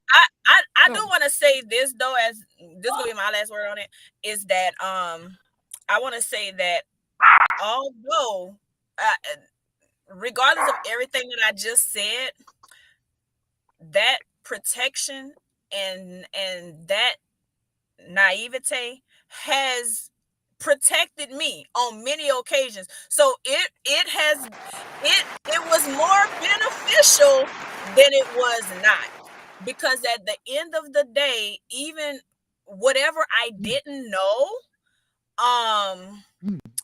I can say that a lot of times it didn't matter because I knew the main things that I needed to know. So like the game and stuff like that dudes right, is like, for me it was just confused, like, what you talking about? Like, even in my okay, I remember when I first started online dating, right? This dude this dude asked me to we had already went on a date, right? I think it was like maybe the second or third date. He was trying to get me to come to his house. I didn't know. Like this is I can be so green sometimes. Like I didn't know. He said something about Netflix. He was like watching a movie. I'm like, okay, so we going to movie. He was like, yeah. I said, what we gonna watch? He's like, Netflix. I'm like, Netflix is playing at the movie. Oh shit. Oh. And he was like, no, at my house. I'm like, oh, I'm not gonna watch a movie at your house. What are you talking about? Well, and so I was talking to one of my girlfriends about it. And she was like, yeah, that's what they do. Now me, I still thought that he wanted me to go to his house and watch a movie. Okay. Oh, you did. Oh, it was gonna be a movie. I was telling one of my girlfriends, and she was like, oh yeah, that means that he wanted to have sex. Like he was trying to get you. I was like, Listen. Really? She was like, yeah, you don't know. That's what Netflix and chill. I'm like, 2 minutes. Look. 5 minutes in the next film, Netflix and chill. I had the opposite experience in that attention that men paid me had me like, oh, what's this? And then next thing I know, I had black eyes and bruises because here I am dealing with people who were actually really horrible people. And super predatory. Right. Right. That's what the naivety was for me, in that I didn't know how to react in these situations. So it can go both ways. It can where there are some benefits, there's some losses too, because whereas you're not prepared to deal with certain elements, right? You also will be scared to go down certain roads that you more than likely shouldn't go down. You didn't come home with no damn babies, but on the worst part, I didn't come home with no babies. Yeah, I came home with a couple of black eyes though, quite a few times, and that's horrible. But so I do want to segue into since nobody came home with no babies, you ain't come home with no babies, and you ain't come home with no babies. I'm the only motherfucker around here that came home with a baby, and so baby mamas and baby daddies. I want to talk about these boundaries, man. Listen. I got plenty of stories for this one. So there was a post, and I'm gonna try. Let me go back and find it real quick. I got all kinds of stuff. Is this a Nigerian? Nah, this is the post. Let me find it. Because he said, "I beg." That's like a African. So here was the post, and there was some comments all up and down this post. A few people shared this post, and the guy said, "I fixed my baby mama's washer today, and I'm going to change her oil this week. God, please bless this woman with the man. I beg." And then if you know what the post is, further down in the comments, it says, that dude he should marry his baby mama. And a lot of people are giving kickback behind that. A lot of people are giving kickback to the notion that if you're gonna be doing all that, marry that mug. And I guess those boundaries, man, the boundaries between a baby mama and baby daddy are so blurred now. And I'm gonna say this, I'm gonna get y'all say. When I was young, your baby mama and your baby daddy was the ex that you had a kid with. Period. Now, that might be the person that you're in an actual relationship with. It is literally on par with girlfriend, boyfriend, fiance. They even refer to each other as hubby and wife, and they ain't married. Now, they're not referring shit. Some of them probably lying and say that's my husband and that's my wife. But what I'm saying is baby daddy and baby mama is so casual to where it's almost this thing where it's a claiming. It's like, hey, man, that's my baby mama, man. And we're like, well, what that mean? That mean that's your woman, or that mean that's the woman you got a kid with? What's the difference? Right. The difference this day is not clear based on what somebody says and what you read. I'm promising you that. I've went all of it out. I've asked these questions, and people are like, well, my baby mama, my baby, yeah, we still together. That's my baby daddy, and they referring to the person that they're actually with. So these boundaries are so blurred with these titles that invoke a certain level of right to the individual and responsibility to the individual. But we got to, I'm sorry, bro, just going over there to wash her, to help out if she needs a handyman from time to time. I get it. If you want to help, that's cool. But where do we draw the line in that situation? I don't know. I mean, I don't necessarily agree. And you ain't never been a baby mama, baby daddy. So I'm gonna circle right. I kind of have, because we weren't married when my son was first born. So there. Y'all together though. Yeah, I know. A little bit. Go ahead. And then my husband has other children, so I've had to deal with this on the stepmom end of it too. If it's somebody you're in a relationship with, the whole baby mama, baby daddy thing just kind of seems weird. Like, y'all in a full relationship. It is what it is. Right. Now, if you're not together, but you're still helping to support her household because that's where your child is, I can see that. I can understand that. My husband has had to pay the water bill at his daughter's mom's house because they couldn't. She was there in the house. She helped out. Yes, the mother benefited, but at the end of the day, his child is still there. I don't have a problem with that. Now, the antithesis of that, if we're the custodial parents, that child ain't in that house, sis, you got to fend for yourself. But as long as that child is in that house, you do what benefits the family, because your child is part of her family. And I have no problem with that, even as being the stepmom on the other side. A lot of women have issues with, well, why she can't call her uncle? Why she ain't got no man? This, that, and the other. And a lot of men are like, but my child is still there in that house. And if I can custody of the child. Exactly. Send me my kid. The moment you reach out to me and pay a bill, send me, put them on a plane. And that's exactly what we ended up doing. Simple as there that. We go. But not Simple all as men. that. I ain't paying a goddamn bill at your house if you can't pay a bill. Want to do that, by the way. Well, you got to factor that in. A lot of dudes don't want to do that. The dudes that do, a lot of them do. Like, my daughter came to live with us. My son came to live with us. Mm-hmm. So we didn't have those problems too often after that. But a lot of dudes, they want to be the super saver dude. But wait, I don't want to take care of these kids. They don't just want to save them though. That part in too. They want to feel needed and helpful over here, but they don't actually want to take care of them children. So let me tell you. You know what that is? That's cooch coupon. There you go. Clap. But let me tell you something. If I'm coming over there to fix it, and I'm single, seriously? That's how they end up with a second baby by the baby mom. That is exactly how you end up with a second baby. Yep. If I'm single and I'm coming over to fix shit, first of all, if I'm single and you got a man, I ain't coming to fix shit. Because you got a man, you're single at that point. But if I'm single and you single and I gotta come fix shit, maybe listen. Had Corey's mom said, "Hey, Manuel, I'd have been like, I bet." Me and my ex-wife, when we separated and we were both operating single and wasn't no dude living over there, and you need something hung, something mounted, something that, I'm gonna take that look. But there's some lines. The moment she get a man, or the moment I get a woman, you're gonna have to outsource that differently. We're gonna have to become more resourceful. I can't be 411. I'm 911. 411. Hey man, hey, get it how you live. Who you went on a date with last week? And then don't know how to change the batteries and smoke detector. Nah, bro, I can't do it. I'm sorry, I can't do it. And that's understandable. I don't agree with that. Oh shit! Come on. Because here's the thing. We were having this conversation. A friend of mine shared that same post today, and we were having a conversation on her post. Because this is like a help your neighbor type of thing.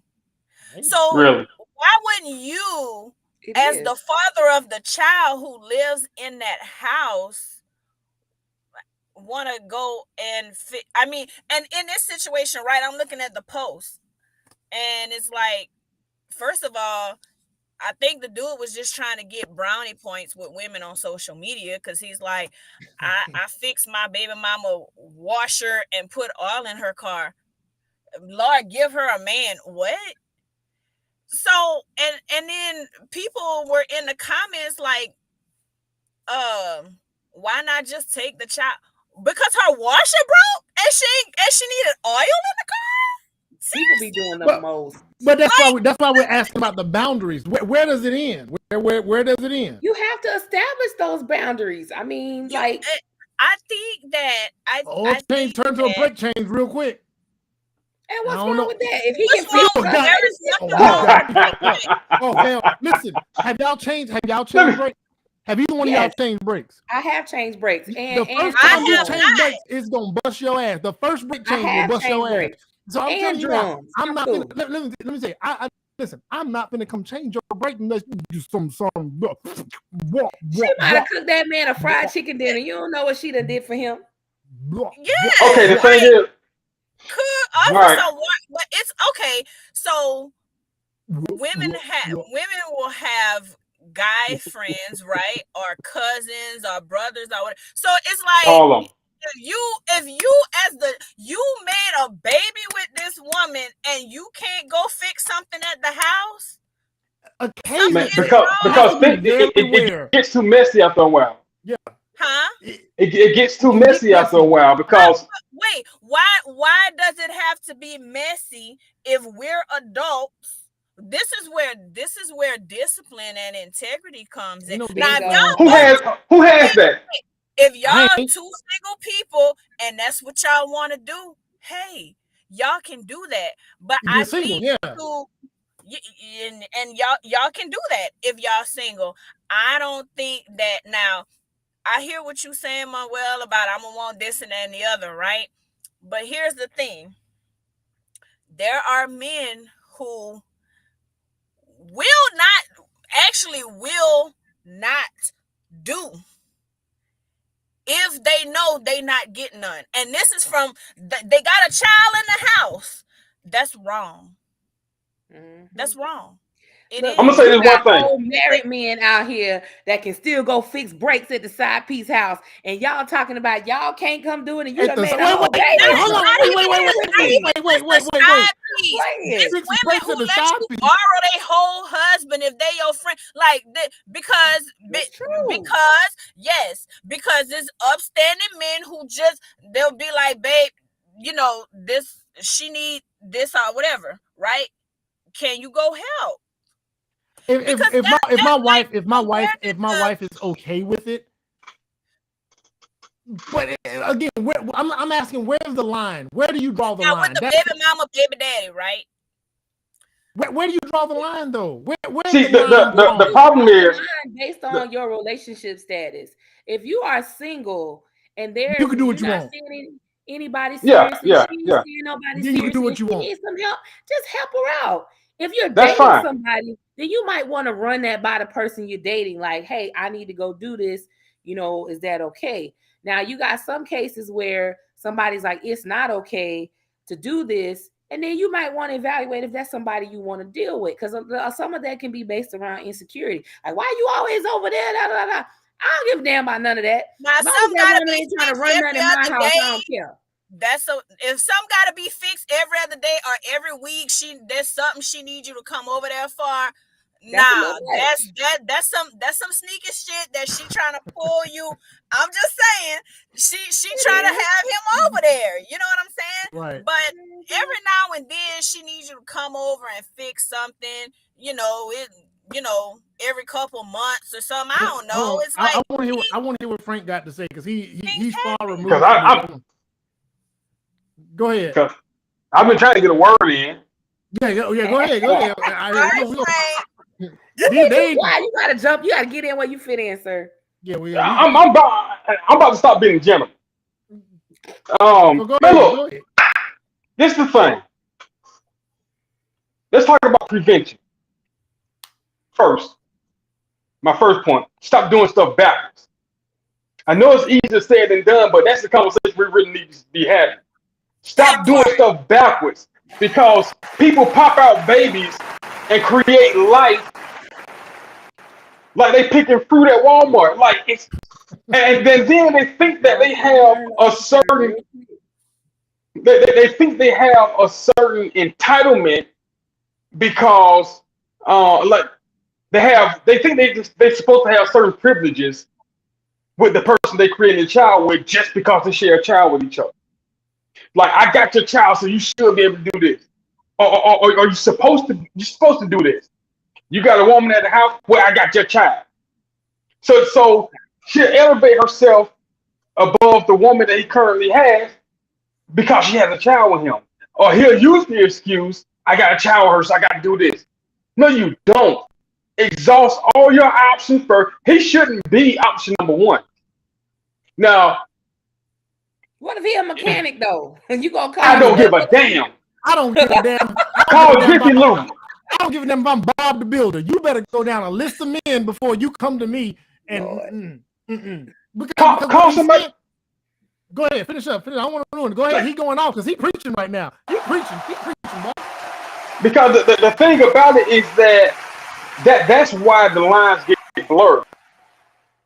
You know what I'm saying? Because when you somebody, and even if you're single, and then one of you get into a relationship, you have become accustomed to these privileges. So now the person that you're in a relationship with is expecting you to like either tone it down a lot or completely cut it off. And this other person is accustomed to those privileges, is saying, well, I got this child. We got a child together. Like, just like, you know what I'm saying? It's just like, no, you don't take precedence over their situation because you have a child together. Figure it out. You're an adult.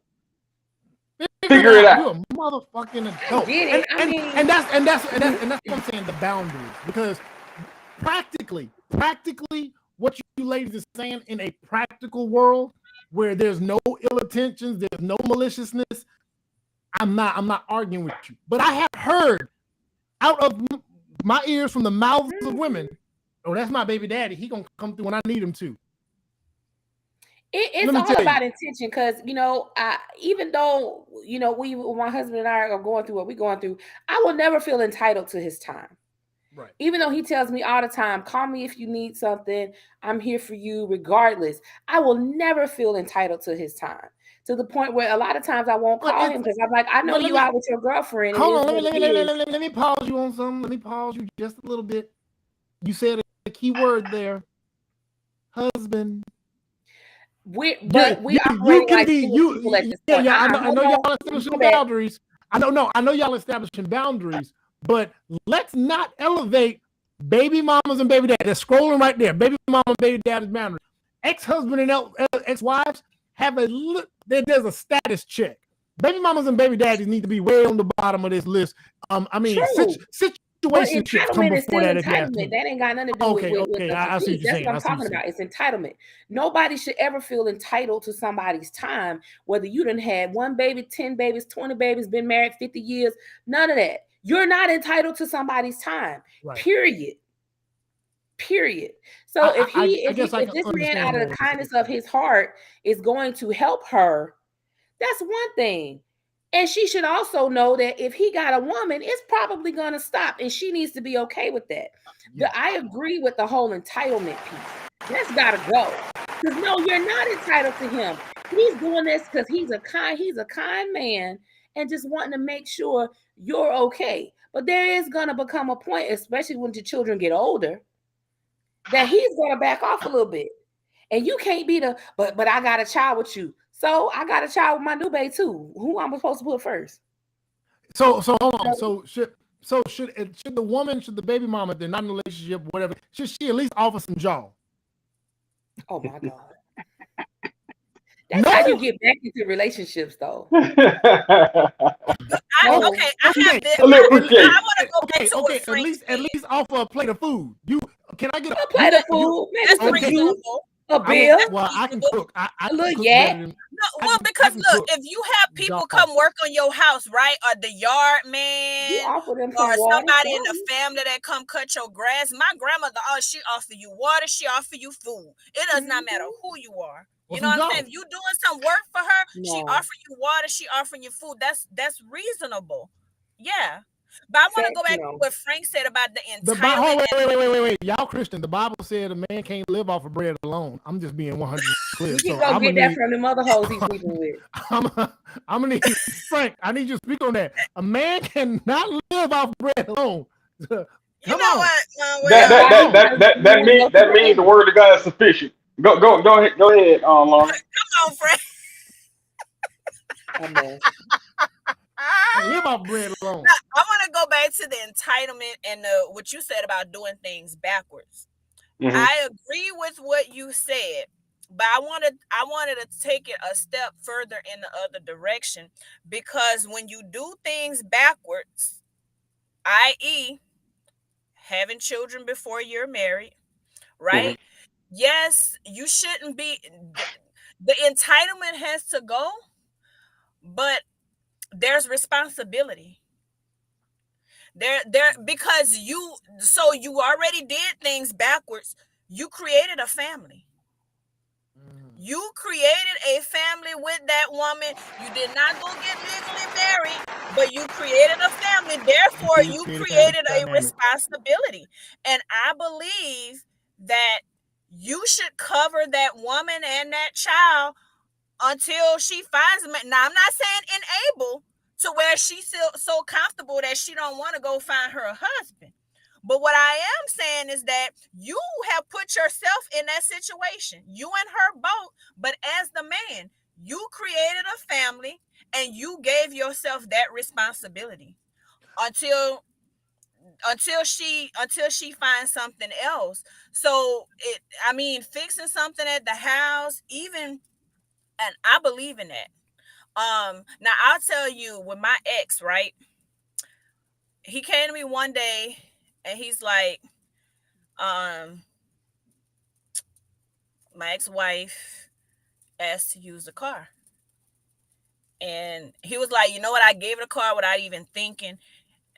He said, but I'm coming to you to let you know, because she ain't have no car to get. This was during the pandemic, right? Mm-hmm. And I'm like, the children not in school, so she ain't got to bring them to school, you know. So I'm like, well, what she need the car for? I'm like, I don't mind. She got his child, right? But I'm just like, you know, some women will do stuff that they're trying it. They're pissing on territory. It doesn't matter if he's in a relationship or not. Yeah, you see what I'm saying? Now, here's the thing. And she was already remarried. Oh no! But I think her and her husband was going through some stuff. I don't know. Damn. No! I'm definitely that job. I want that job. I let her use the car because, you know, she has my son. She need to be able to get around and stuff. I'm like, all right, you know, cool, whatever. I'm not an insecure person. I don't, stuff like that really don't bother me unless if I get a feeling like, you know, but he didn't deal with her unless it was necessary. I didn't have nothing. I'm like, okay, whatever. But I thought about it, I'm like, wait, these children are not in school, so she don't need to bring them to school. So I asked, and he was like, I guess, you know, if she got to go to the store. I'm like, she better use Instacart. I said, you know what? I came back to myself, you know what? I thought about something. I said, it's not our mind that you let her use the car, but she really doesn't have a reason to use it, number one. And number two, she's already married. Whatever her and her husband got going on, that's between them. But that when because I knew the reason why they split up and stuff. And I'm like, when she did what she, and y'all split up, she forfeited that covering. That she forfeited that. You know what I'm saying? She doesn't get that anymore. That umbrella protection is forfeited. And he was like, let me stop you right there, babe. He said, I already sent my niece to take the car back because I thought about it. And honestly, I wouldn't want you going to ask another man to help you out. Asking for a car. Asking another man to help you out, you don't want that job. For a car, that's pretty big. For everything. For everything. Fix something. Let me tell you. Let me tell you. Okay, I'm gonna tell y'all a story. Oh no! I'm gonna tell y'all a story. No. I'm going to tell y'all a story. There was a woman, and her husband would not be handy. She would get a flat tire. He was right around the corner. Would not show up. Her husband? husband. He'd be at home sleep, call roadside assistant, wouldn't show up to get that flat tire. And one day I said, I thought about it to my brain. I said, ooh, she gonna call me one day. And I know how I roll. I said, he is setting, and I said, he is setting himself up. Because whether it's me or whether it's another Joe, the moment he sees a ring on that finger and he changing that tire and he don't work for no establishment, he gonna say, oh, okay, cool. I don't mind helping you. He gonna reach out for something else at some point because he knows that she's not covered by the man that's in that space. And men don't respect that. I will tell you now. Men don't. I tell you, people thought I was joking all the time. If I was on the phone with a woman and or if I just heard something in a woman's background, I heard the smoke detector beep. If I heard the smoke detector beep, that signified to me that the right man wasn't in place. So you single. Is it raining? But that is ball tires. Because ball tires. I see your brake light out, anything crazy. I'm like, somebody's supposed to check on that. And whoever ain't checking on that, if I'm going to check on that. I'm sorry, man. Men in the community, listen, this idea that men in the community are just running up randomly saving women. A lot of women forfeited that with this independence and all this extraness and all this, we don't need men. That was forfeited 20, 30 years ago. Unfortunately, it's just been forfeited for now. So now every man wants an even exchange. I want to address and that's that Joe. I want to address what Lauren was saying. I agree to a certain extent what you were saying. Your rebuttal against my comment. That responsibility. Yeah, but the thing is, back in our grandparents' days, they had shotgun weddings. That was the point. I believe shotgun wedding was replaced by child support. Now, the way I see child support is that is the man covering his end of their home as if he was there. So if you can't make work your half with his half, then that's a problem. Now I ain't saying that it should stop at child support. I ain't saying that's all he's obligated to do. But when we're talking about being self-sufficient with having his kid, him meeting his financial obligation is his presence in their home because he's not physically there. So if you run into a situation where your washing machine breaks down, that's just a financial obligation. If it was just based on a financial obligation, then you wouldn't even need visitation. You still got to be a damn parent. No. What I'm saying, I know that what I'm saying. What I'm saying is, there's something. I'm not talking about, being there for the child. I'm talking about being there for her. So if something breaks in the home, if he was there, if he can't repair with his own hands, he's going to pay somebody to do it. Mm-hmm. Right? So that's why I said him meet his financial obligation is that is his presence in their home. They're gonna say that $12 a month or $130 a month in child support can't pay for a contractor to come up in there and fix it. You got pregnant by the wrong nigga. It can't. You got pregnant by the wrong nigga. Because we're not even talking about bills or nothing like that. We're not talking about bills. We're not talking about food. We're not talking about none of that stuff. It's already child support already ain't enough to cover not one bill, not one, right? Wrong. But if you talking about maintenance, and it's not even an everyday thing. It's like something broke, and she asked you to come fix it. And you talk about your child support covers that. Mm-hmm. Call Roller Rooter. No. And then the other part you talking about, you said back in our grandmama in them days. Child support. You said back in our grandmama in them days, they had shotgun weddings. But you also forgot the other part. Back in granddaddy in them days, when they made second families, they took care of both families. Not all of them. No, my great granddaddy showed did. Most of them absolutely did. My great granddaddy showed did. That nigga shot off to Ohio, started another family, and forgot about the family down here. I don't know that nigga. Okay, I knew my great grandma lived with her. I don't know that nigga. Okay, well, the granddaddies who had the family on the other side of town was paying bills over there too. And he would go over there and fix that washing machine and put some. And he was getting that job, but he was still getting that job. See, y'all keep. I don't know from that nightgown.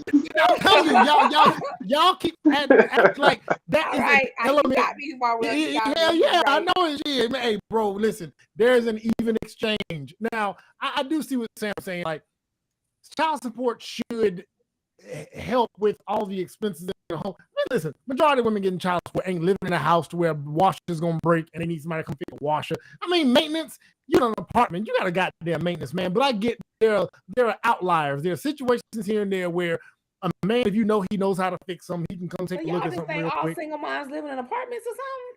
No, I ain't saying all, but majority. Let's get clear. Majority. No, let's getting child. And let's just refer back to the majority of all humans don't live in somewhere where they're renting. No, that's not what I'm saying. The majority of single moms not getting child support probably fall into that category. The ones that are actually getting child support, most of those are professional women, and they have houses. So yeah, they ain't washing machine gonna break. I don't Even know. if you live in an apartment, the apartment maintenance don't fix your washer unless it came with a washer and dryer. Unless it came with that, they don't fix that. That's I'm just saying. This is what I'm coming back to, right? We're adults here. It's simply adults learning to be adults and doing the right thing. That's it. All this other stuff is a lot of like man versus woman stuff. Mm-hmm. Who deserve what? Who's worthy of what? Past mistakes and all of that. Y'all both laid down. Y'all made a child together. It took two of y'all, right? It took the man and the woman to make this child. Now y'all have a responsibility to the child and to each other. Y'all do. And because that man, if the man would take the child to live with him, there will be certain things that the mother will still be responsible for, even though that man has the child. That is still her child. When my son went to live with his father in 2021 or something like that, and my child's father was absent for a lot of time, and he's in the military, so he let that be a valid excuse. However, when I let my child go live with him, he's like, well, it's my turn now, blah blah blah blah blah, you this, and I'm like, actually no, we're still co-parenting. This is still my child. I'm not gonna tell you how to parent. That's not my place. Mm-hmm. However, we are both still responsible for him. It's not because you chose not to be there all this time while I had him does not negate my responsibility in still being there, because that's not how it works. You just did it wrong. That's all it is. You just did it wrong. Y'all both have a responsibility to that child and to each other. And when I would send my child money. And my ex, if my son needed something, I remember I took him on a birthday trip, and we went shopping. And he was like, I have to make sure I get these certain things. My daddy told me, to make sure I get these certain things. It was like some more uniform pants and stuff like that. And I'm like, I call my ex. I'm like, why didn't you just tell me that he needed these things instead of telling him? Because this is birthday trip. He get whatever he wanted to get. Why didn't you just tell me? And I understand a man's pride and all of that, right? I'm still his parent just like you are. He had 2 other children in the home that he's taking care of as well. I'm like, if you couldn't get it right then, why didn't you just tell me he needs these certain things? Right? I'm not going to say, well, you got him now and you didn't do XYZ for all these years. So I'm not going to let my child go without because of something that he did. I'm not going to let my child go without to be petty. That is stupid. And it does not benefit the child. And I don't get why people do all these little, or should I say, is what they don't do just to be petty towards each other. It's just not mature. It's not grown. No, it's definitely not. And I agree with that. I mean, it's a nuanced conversation. Overall, boundaries just have to be established. And I think what Chef did to a point, nobody's entitled. You got to be clear about that. And what Frank was saying to a point, everybody's doing things so backwards, and you got to be very careful because those same people will be entitled or think they're entitled based on the fact that they have kids with them. So I think all the points are valid. And doing the right thing is just doing the right thing. Yeah, there is a responsibility when y'all make that kid. What I want to get to next is another dating horror story. Lord, I missed the first one. I'm ready for this one. Yeah, we got another dating horror story. And it's from a woman, it's from a sister. It's from a sister. And it started off, it says dating in the military. Oh, Jesus, Father God. I know. So it said, so I met this guy who was temporarily assigned to our base for a class. He was about 10 years younger, so it was just harmless flirting for me, and it's not like he lived at my location anyway. Fast forward a couple of months, and the young dude, consistent and persistent, so I finally agreed to a dinner date. He actually drove 3 hours to take me to dinner on a Thursday night, knowing he had to be at work the following morning, but I guess he felt I was worth that to him. That type of initiative gave him some bonus points. Y'all hear that, fellas? Anyway, so on his way, we're deciding where to eat, and I told him I'm open to most locations. I like seafood, steaks, pasta, or whatever. Just tell me what you don't like, and I'll make a decision. This joker said it doesn't matter. So she said, I chose seafood. I chose this seafood spot that I love. We get there, and he orders chicken tenders. Chicken tenders. I said, why on God's sea and land would you order chicken tenders at a seafood spot? And he said, because he doesn't eat seafood. That's me. All right, doesn't eat seafood. So she said, so yes, I had many things running through my head, but I blamed it on his age. I commenced to talking about career and family, and of course, he's seen 1,000 pics of my beautiful maid son in his smooth chocolate skin. He showed me his son, and I told him just how handsome I thought his son was. This is when the date went from downhill to hell. This big dummy told me that his son is mixed. This big dummy told me that his son is mixed and said, I can see that. He went on to tell me that he decided to have a baby with a white woman to ensure that his child was beautiful.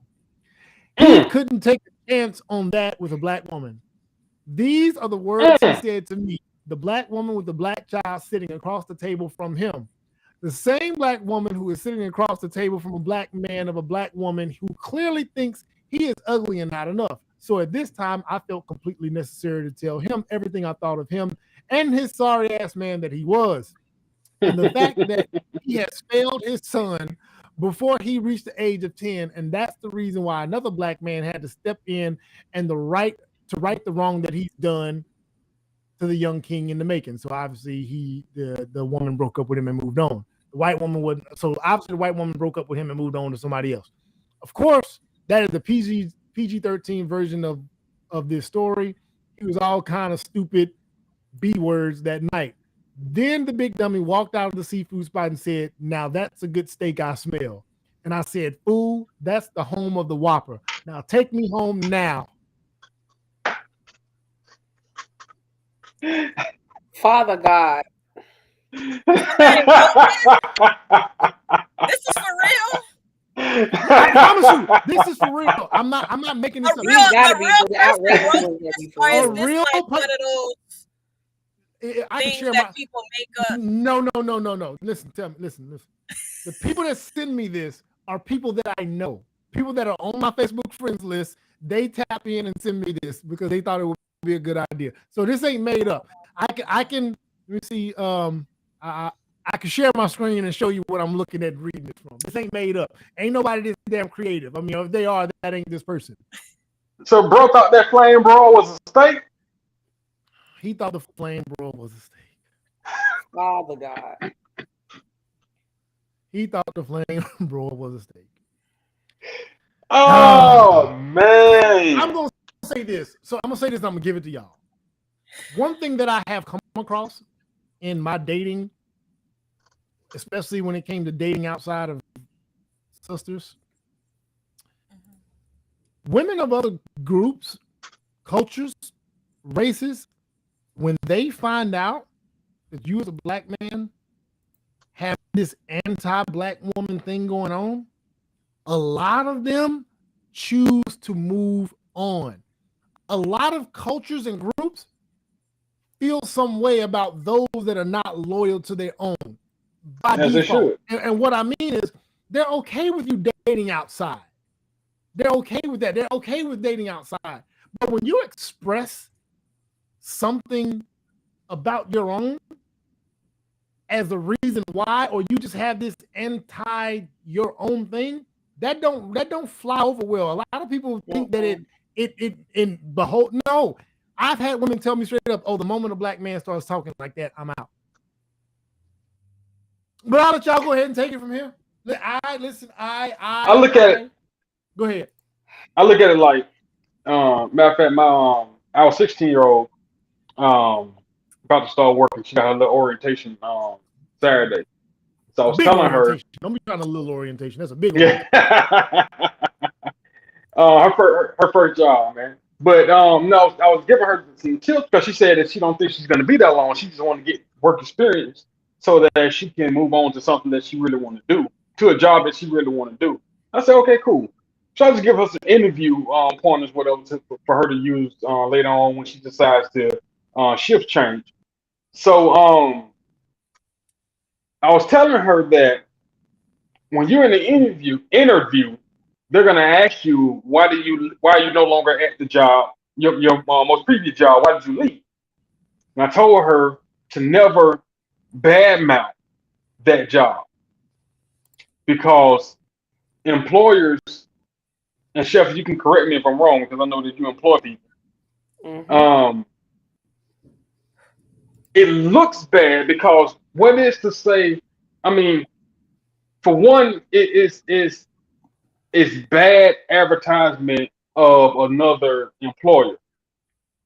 So who's to say that if I hire you here, you're gonna run off to another business and put bad publicity out about my company? So when black men go to other races, it's like going to another job interview. So why didn't it work out over there with your folks? Y'all supposed to know each other best. You know what I'm saying? That's supposed to be first pick. So why are you over here and not over there? And when you start running your mouth talking about black women this, black women ain't that, and blah blah, black women do this, then what is going to stop him from going to another race saying white women ain't this, white women ain't that, Asian women ain't this, Asian women ain't that, Indian women, you know what I'm saying? So it's also a sign of internal hate. Mm-hmm. Because how can you hate how can you hate something that you came from? You came through the womb of a black woman. But now you're saying black women in general is a piece of, I can't say it, my kids in the other room. It's it's foul and it looks bad. And the ones, and I've seen, so I think they call themselves spades or whatever, ace of spades or whatever, these white women that Queen of um Spades. Queen of Spades, yeah. Them white women that talk, they feel emboldened to talk bad about black women because black men, some black men that talk bad about black women and have gone over to those white women and prop them up on the pedestal, have made those white women emboldened to speak ill of black women like they're prizes. You know, so there are some that relish in that, but then there are others that like you said, on where like, nigga, you ain't right, and I'm not gonna take a chance on being the your next victim. Right. Because if it's easy for you to clown and belittle your own people, the your own women that you should be protecting, then I can't expect much out of you. And then who's to say I'm not just a filler, or I'm not just something? I'm not a pawn. I can understand how they would feel like a pawn. I don't think Right. they You care. know what I'm saying? I honestly don't think do. the women care. You mean the I men, believe some do. Of certain the cultures, I think do, but those are the cultures that are likely not to have a baby with this man. But then there are others who don't care, especially here in the United States.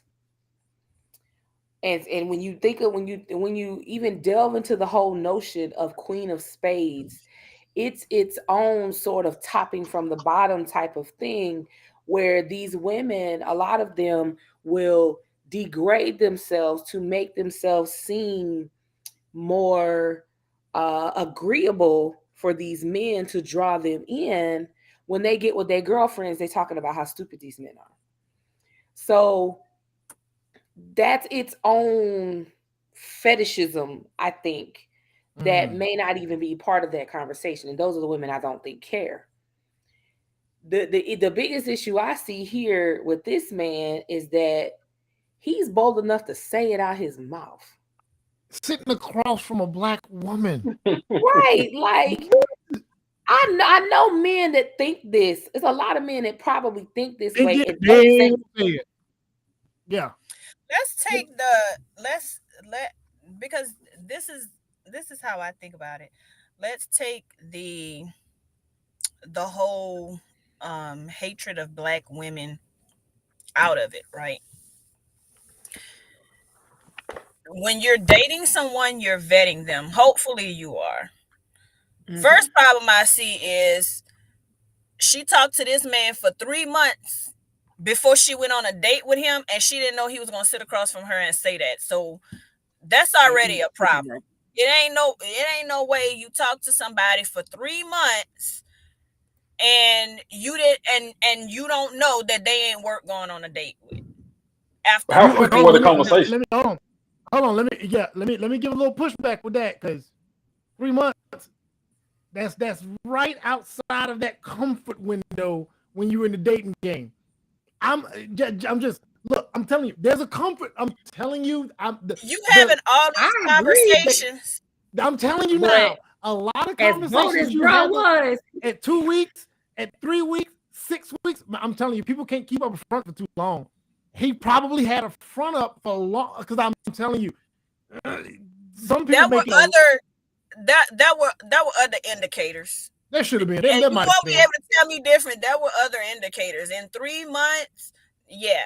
Like, you how knew don't know he was he some don't type like of asshole. You knew if you didn't know he was gonna say that about black women, you knew he was an asshole. But 3 months, and then you got to consider this. You got to consider this. A lot of men, and listen, I'll admit to it. Shit, listen, our red flags, when we want to hide them, we can hide them. Like, I'm one that says, "Who? Y'all don't hide your red flags. No, okay. Y'all overlook them. Women ignore them. Y'all overlook them. Y'all might overlook them. Women ignore them. But y'all don't hide them at all. Y'all be crazy. So there might have been something there that she should have picked up on. You know what I'm saying?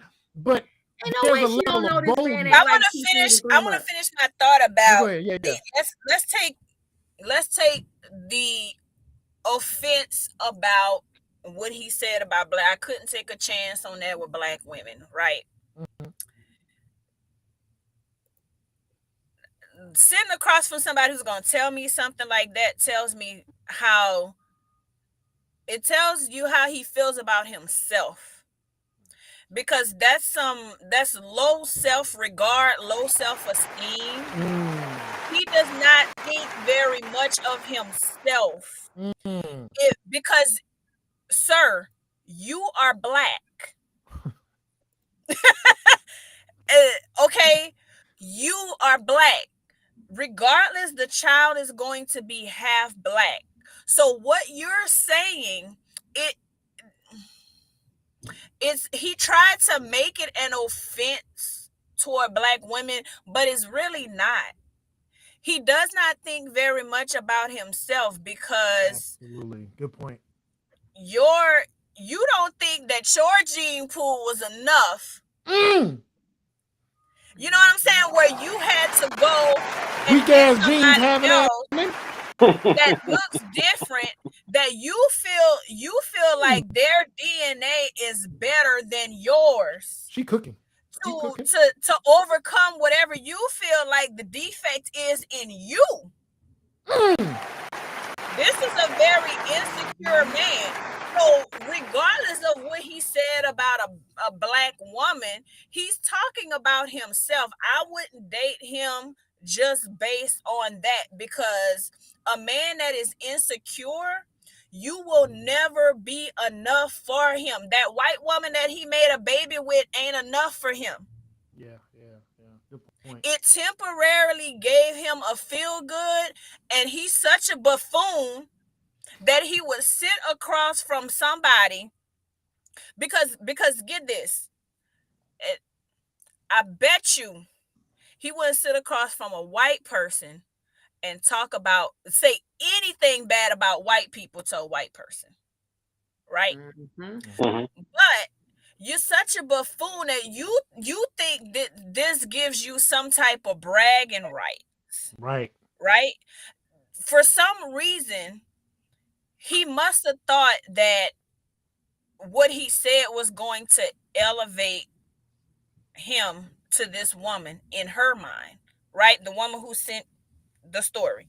How? Like, that's the level of delusion I can't begin to comprehend. I can comprehend a lot of delusion. Who thinks delusional. It is very delusional, but he's bragging. Right, he's bragging. My child is mixed. I couldn't take a chance on a black woman. I went and made a baby with a white woman to make sure that my child looked good. He really thinks that gives him brownie points. He is delusional. He does not think very much of himself. And a man like that is always going to be chasing acceptance from one person or another, from people, from jobs, from wherever he can get it from, because he does not think that he is enough. So just based off of that, you are going to have issues with that man. I wouldn't date him just based off of that. That was a very good perspective on that. You know, I mean, we wanted to, we wanted to, defend the sisters as we should, in that situation, but to bring it home, to put that mirror up, I appreciate that perspective, because you're right, man. Like, weak ass genes. Hey, damn, you know what I'm saying? You like, what is that? Like, that's some deep rooted insecurity, some lack of self-sufficiency. It's deep, and I'm pretty sure a lot of us have that. One of the things that I've always considered that plagues Black people that feel like it's an upgrade to date out is because in some cases, and probably many cases, in our dating experiences, we fail a lot with our own. And so as we come of age and as we mature and as we learn what to look for, we then find out what to look for, and then we look for that somewhere else. And I remember sharing that with people before. I'm like, yo, you know, when a man finds out he should be vetting a certain type of woman, a responsible, feminine, homemaker, spiritual, he finds that out while he's failing with his own, and he thinks that his own are deficient in that way, where you didn't know to look for that among your own. You were just out here doing what you were doing all willy-nilly. So then you go somewhere else and say, I got to find that somewhere else. And it's just like when Black women date out and they're looking for the type of man that's a protector and provider. If they don't know to look for that among their own, and they don't know what those qualities represent in their own, then once they discover it later, they say, well, I have all these experiences with Black people or Black men, and this is what it is. Let me go over here and look somewhere else to see if I can find those qualities. And that's no fault of their own if they're experiencing that. But I would urge people to, when they find these qualities, they find all the boxes that they can check. Now start vetting your own people, Black people, based on those check marks. And then if you don't find anybody that fits, and then you decide to explore other options, by all means, get a passport and go, bro. Lord. And get stranded. I mean, it's definitely I'm just appalled that she didn't realize some of these things within this 3-month time frame. Like, he didn't like seafood. You didn't know that within 3 months? That was one of the first couple conversations I had, because I love me some seafood, but I always ask because people are allergic. And if we're out somewhere and you get some shellfish or something and I have to come save your life, I need to know that this is a problem. So I can stick up for you. That's just me. I don't treat people based on who they are. I treat people based on who I am. So things like that I would have known. I'm going to know ahead of time if you ordering chicken nuggets at a chicken fingers, big difference. Big difference. That's all they are. They grown ass nuggets. Hey, man. Okay. This man, look. See, y'all big old difference. Y'all ain't gonna do that. My boy was eating barbecue bacon burgers for 20. How old are you now? You 40.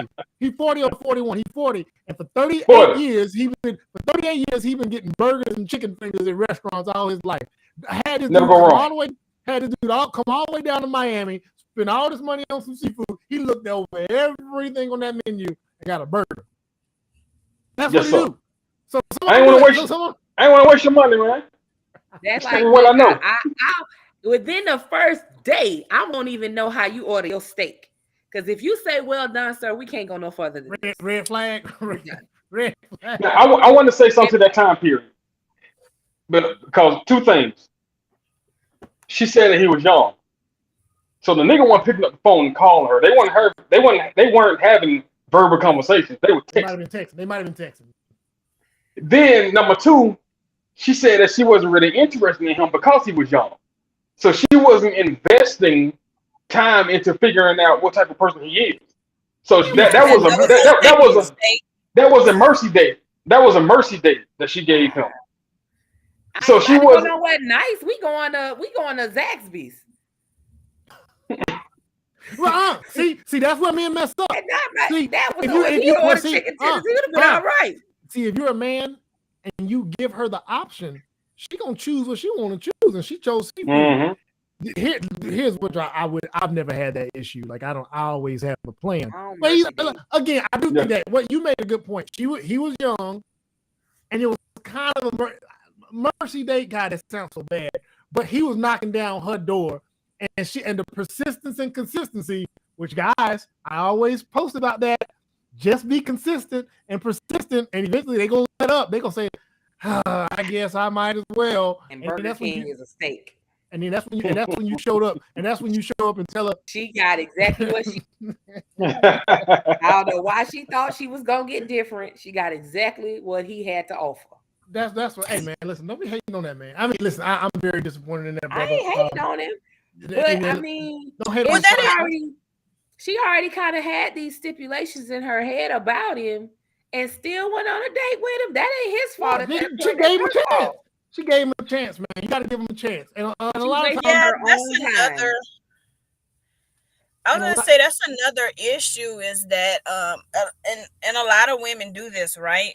Frank saying she gave him a mercy date and they probably were just texting and all of that. So she, like Sheffy said, she got what she was looking for because she was playing just like he was playing. When you allow somebody to play with you and you're playing the game, you're playing. You don't. So why get upset with whatever you get? Because good point. You literally played the game where you get whatever you get. And you lost. You there was no intention. There was no intention in it. Nowhere from jump. When you first started reading the scenario, I was like, this sounds like a smash and dash. Like, and what did the military have to do with it? I didn't see nothing of why. Well, because she was at a military. He was temporarily coming to the base for a class, so you know how it is. You know, you come. Oh, so he TDY. Is she military too? She was there. Yeah, she was there. Was she there, or is she military too? That's different. I don't want to divulge that information because it'd be easy to find out who this individual is. But she dealing with a little E3. She already knew. She's the tired. She was gonna get out that man and some Peter Wacker, and that's about damn it. Hey, man, that's probably what she wanted. She might have been hoping. That's why we went on no date, honey. That's probably what she wanted. No, man, you can't. This ain't on Netflix. Oh, damn, Sheffy said when she got here, she gonna make it real easy. She said either you Netflix and chill material or you date material and husband material. She ain't drawing. Pretty much. I ain't about to waste my time. I'll one night stand you in a heartbeat, baby. Oh my God. I'm like, oh, that was good. Have a nice life. Thank you. So you gonna be out here doing damage and putting damage back out into the world. Just letting you know. How is that damage? One night stand is damage. Because what if he wants more and then you one night stand to him, honey, and now he's talking about getting more. And now he's talking about. If he even lets me know he wants more, he gets no. I'm letting you already know, buddy. You friend zone. Period. Because I know I'm not interested in more than that person. I'm not gonna use you. I'm not gonna do that. I'll let a dude know I'm not interested in you if you're under 40. Oh no, if we can't swap arthritis stories, I ain't gonna talk. Oh God. About. I didn't know where you were during 9/11, baby. And if you like, I was in preschool. Oh no, I need you to be grown. I can dig that. All right, so I got another one. All right, so we got the next topic. We got two more to go through. All right. We were talking about social media pictures and impressions. And there are some things that when you just see them on social media, they send a certain message. Let's be absolutely fair about it. I don't care how people feel about it. That just is the case. Some things that you do will send a certain type of energy out there, right? Here's one. My homeboy. This ain't really my homeboy. This is just a homeboy. Imagine this brother, whomever he is, he has this on social media. Is it fair for women to approach him thinking that they're going to get a bag out of him? Is that fair? Fair or foul? Yep. No, I mean, if you count the money, he ain't got but like $1,500 here. That ain't the money. But he flexing it. That's what he's standing on. What is he standing on? He's ain't even got a chime card. So that's what he's standing on, though. Is it when you stand? I'm gonna tell you as a man, when you stand on that, that's what they're gonna come get you for. That's what you're standing on. That's what your representation is. So you're standing on your cash. What else? What else does she want? Why would she want anything else? You also got to look at that now in social media. These guys don't do stuff like this for the women. They do it for other men. So they can get it from other, get some head. What are they trying to get? They jaw from other men? No, it don't. It's not even sexual. It's like I'm out here doing it big, dude. You know, I got this. I could pull your woman type stuff. Where it's just a bunch of dudes impressing other dudes. But you know, this is the same guy. If he doing it for I can pull your woman, then it's for women. But he might be. You know what? I see them pulling a big. it be the dudes. I don't. I mean, you know what, Sheffy, you what you saying? There's an element to that, and I've encountered a few guys that showboat, and guys will gravitate to them. I've known men that showboat, and I've known men that gravitate to those men, and I've seen those men that showboat treat those men almost just like they're groupies. Oh, bro, I got your drink. Oh, boy, I got you. Come on out. I got you now, bro. You ain't got to spend when you with me. You ain't got to spend when you with me. And it's like this little 8 dudes at a table sharing a bottle of Patron. What is that? I'm not saying that. I'm not saying it's sexual, but there is an element of I want these dudes to know I'm the man, because they know I'm the man, because whenever they come out, they ain't got to spend nothing, because it's all on big dog right here. You know what I'm saying? That it's that status symbol thing that some men trying to go to, trying to impress men, which in turn at some point I guess impresses women. But in any case, when you invite this, when this is your image, you're inviting people to gravitate to you because of this, nothing else. What else would they gravitate to you for? Yep. I think what they need, guys like this, what they need to understand is the fact that there's an understanding that between men like this and women that shows themselves to the world. It's like two sides of the same coin, and the relationship between these two is transactional. Mm-hmm. He's doing this because he knows that this woman that's trying to garner attention by showing her body likes that. He likes and she knows that guy likes women that likes to show their body, and understand that what he's holding up is what they like.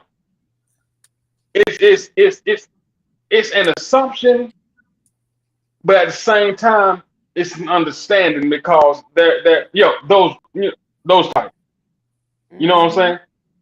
So, but the thing is, when they get that type based on him flexing his money, and she break him and move on to the next guy that's flexing even more money, he act like he didn't see it coming.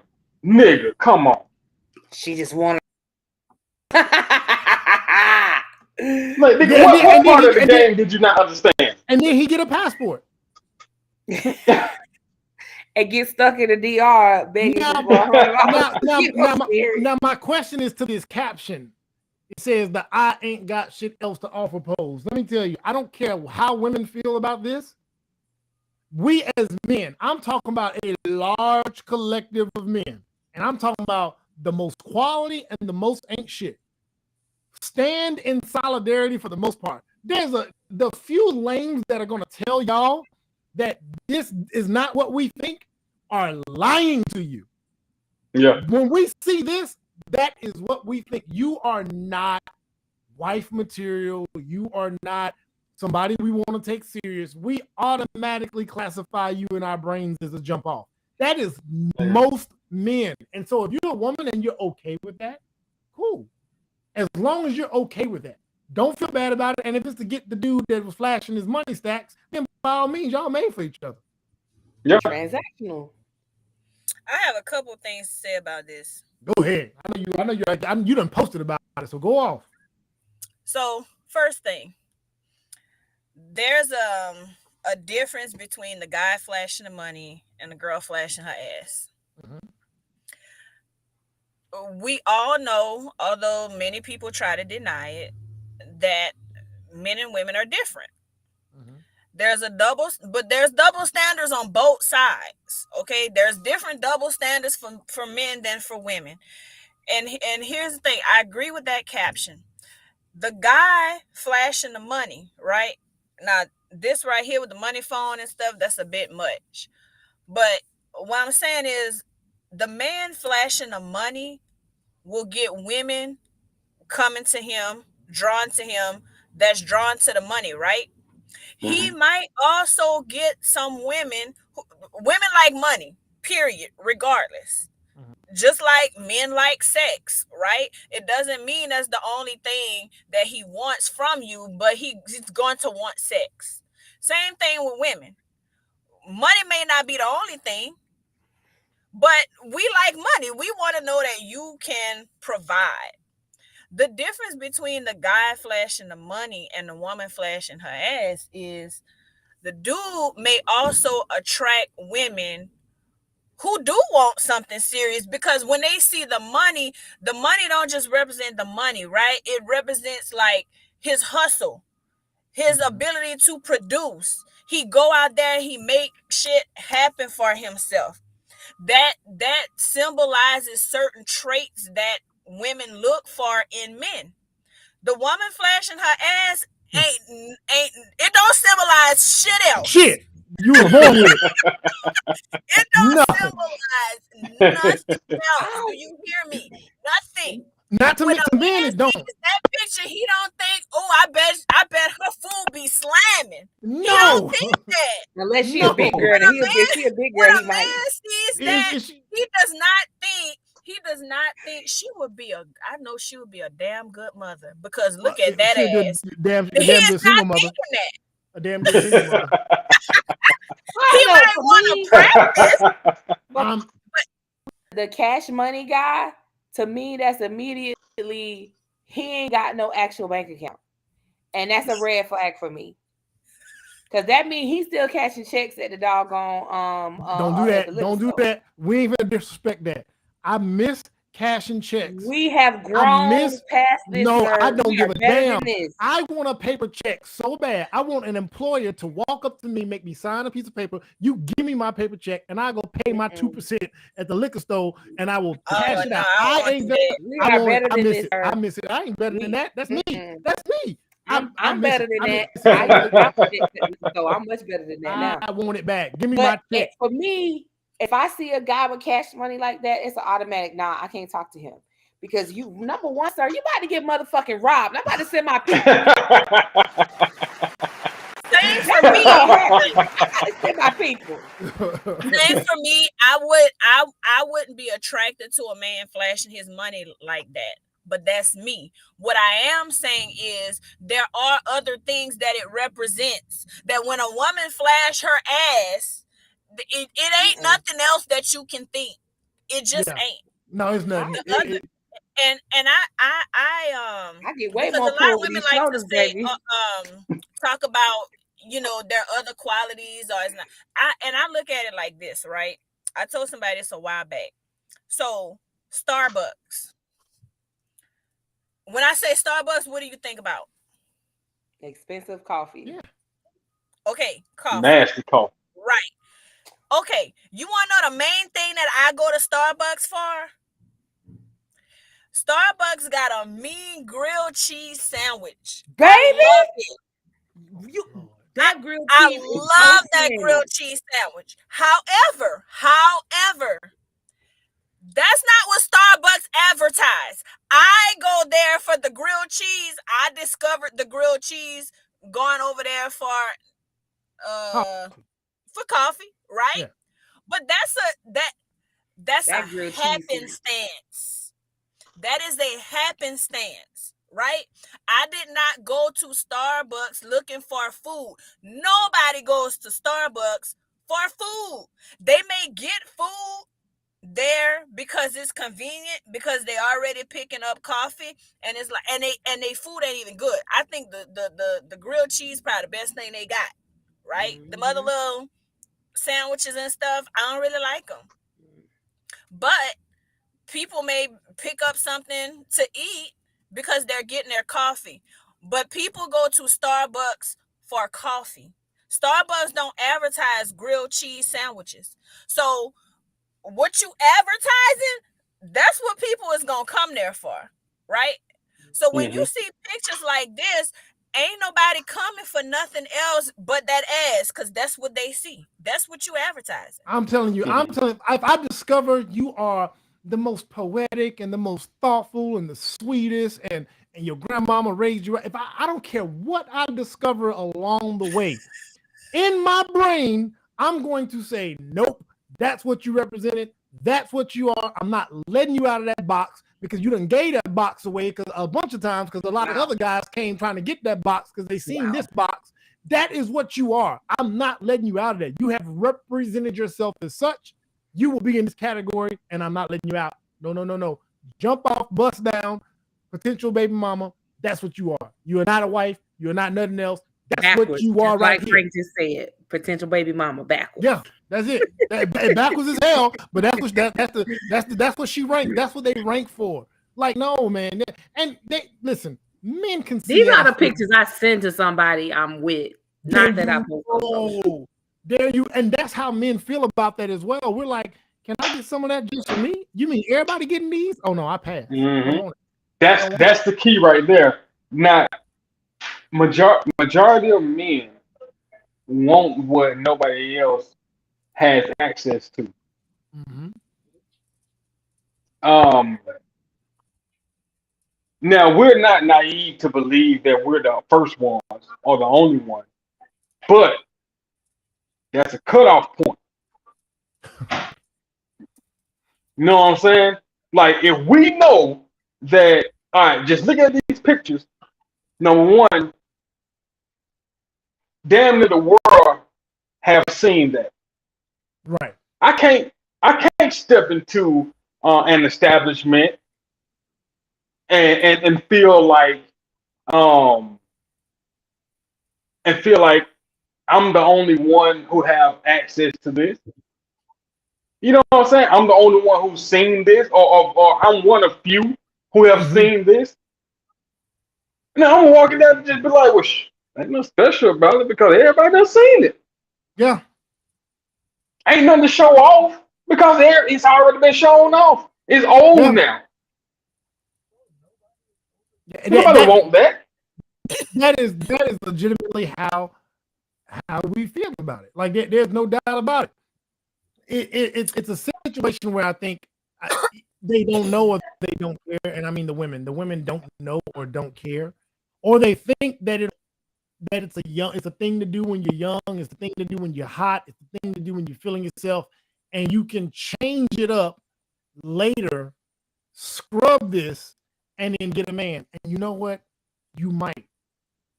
Maybe you meet somebody who's not into social media and don't care about these sort of things. Maybe you meet a guy who never goes and checks their social media. Those guys are starting to get far in between now, because dudes, you know, the person who you're with is a representation of you.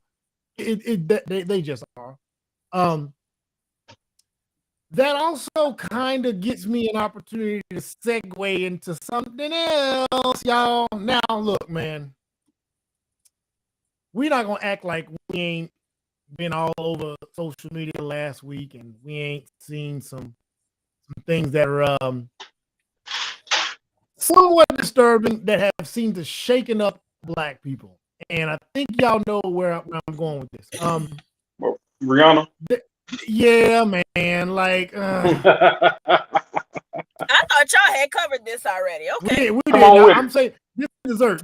I'm saying this. For So, listen, man. There's when images come out,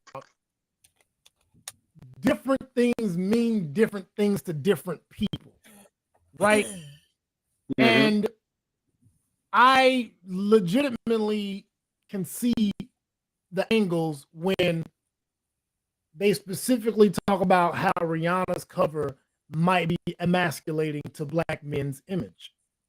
Now, I'll give y'all the reason why I can understand that is because we know for a fact, this is not fictional, we know for a fact that the image of Black men has not always been controlled by Black men. As a matter of fact, we can say for a fact that majority, 98%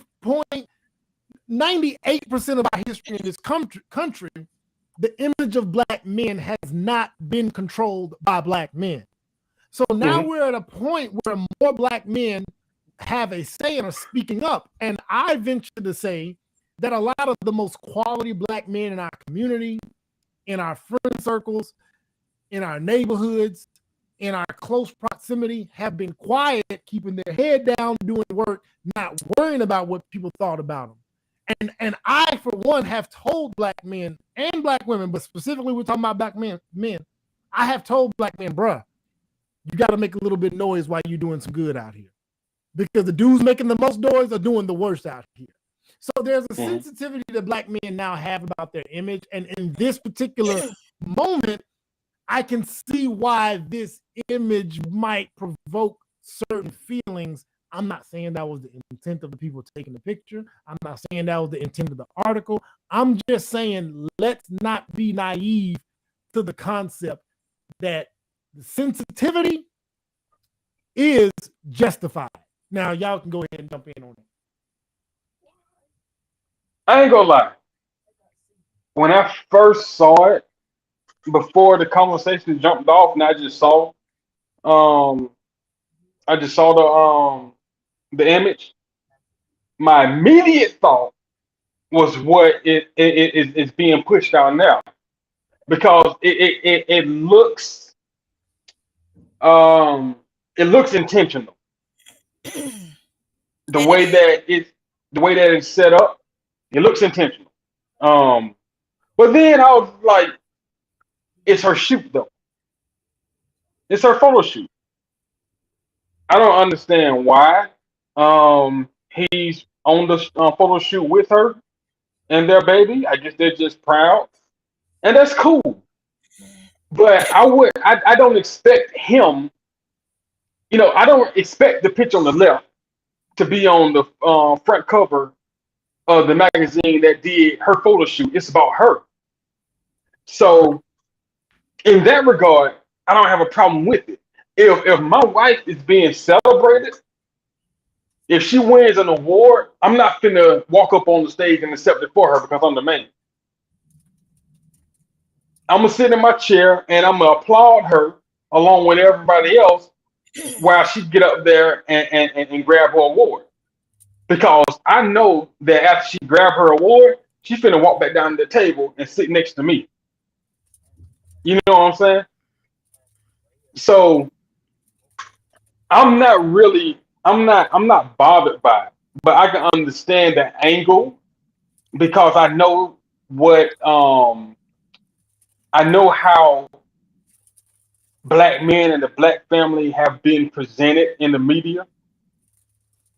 And I can see how this falls in line with the image of the black family that's been pushed and that's been presented and pushed by the media. So I can understand the frustration, because I don't think it's coming from just this one photo, but I think this one photo is compiled with the image of the black family in the media that's been pushed since forever. Yeah.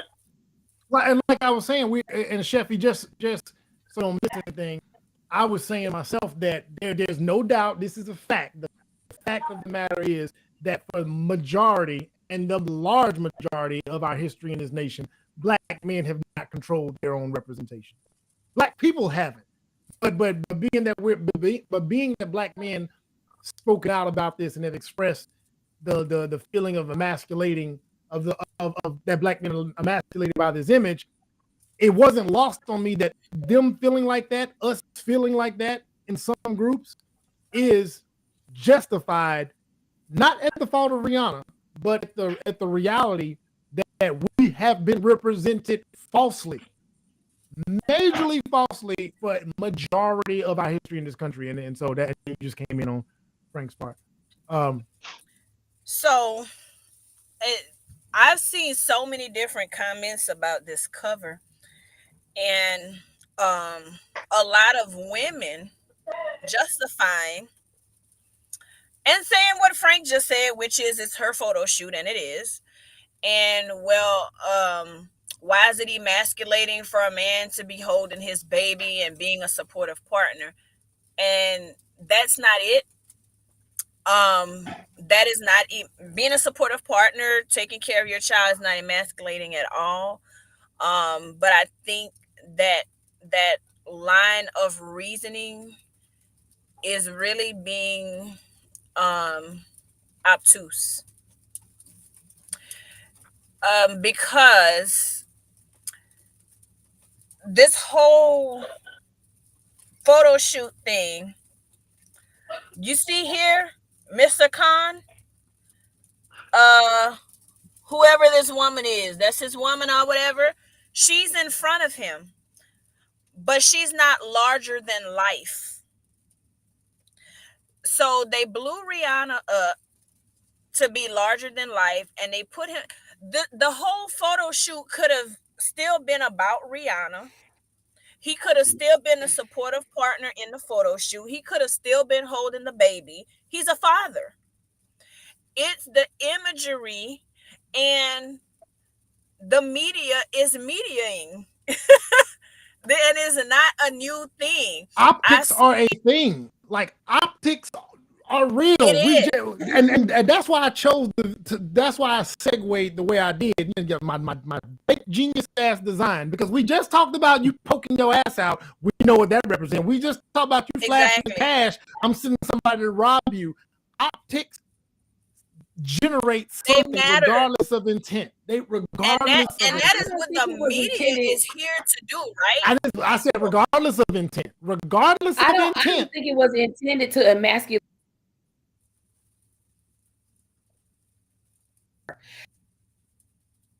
Because Jay-Z and B. Oh, she dropped off. Where'd she go? There she goes. She's back. Oh, I don't know. You dropped out. You back. You said you don't think it was amazing. I don't think it was intended to emasculate black men so much as it's intended to show the differences between him and her. He ain't on her level. He never has been. Beyonce and Jay-Z could do this same photo shoot, and you will see them more as equals because in the world, they are more equal. Right. But her and ASAP, half the white people didn't even know who ASAP was until they saw this doggone picture. So I think it was more about he's not where she is, where a lot of these other couples here, they're a little more evenly dispersed between each other. Him and her aren't. They just aren't. Right. And I think a lot of people take it as being a black men thing, when I guarantee you there are other black couples that end up on the cover of Vogue that do not experience the same thing. She's a billionaire. Of course. That Rocky might be worth like 5 million, 10 million at best. Oh, of course. Of but course. Your reasoning is only exacerbating the point. Because you're saying, well, he's not as big as her. He's not on her level, blah, blah, blah. The photo shoot should be about Rhianna, right? Not about who's on what level. And I was just saying that before you came in, this photo shoot could have still happened in a way that he's the supportive partner. He's shown being a father without diminishing. It's the way that they blew her up larger than life. She still could have been in front, but the way that they put her like ASAP in that cover looks like he look like, listen, you know what it looks like to me? That man is a kept husband, and y'all know it. Listen, we know that. But what I'm saying is this. Let me tell you what it looked like. She looked like she could be a young black mom with her teenage son and her baby son.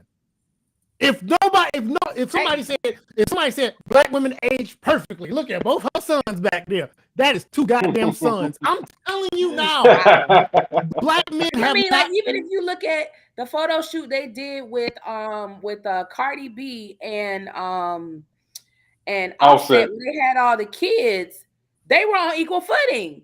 Yeah. They were. So I think I get what you're saying. I think they intentionally diminished him. And that's what we're saying. Right. But I don't necessarily think it should be applied to black men, because I've seen other covers where they didn't do black men like that. I think they intentionally targeted him. Right. But I'm just saying that I can understand black men's sensitivity, because black men are now at this point in history where we have been told, like black men have been speaking to black men in spaces now, saying y'all need to get control of y'all image. Like y'all tired of women saying what they don't like. Okay, go represent something different. Y'all tired of the white media saying what they don't like and what you are, then go represent something different. And then we got passport bros. And then you got passport bros. God damn it. See, here they go. I'm just saying. And I guess that's why I didn't take this as seriously as a lot of things do.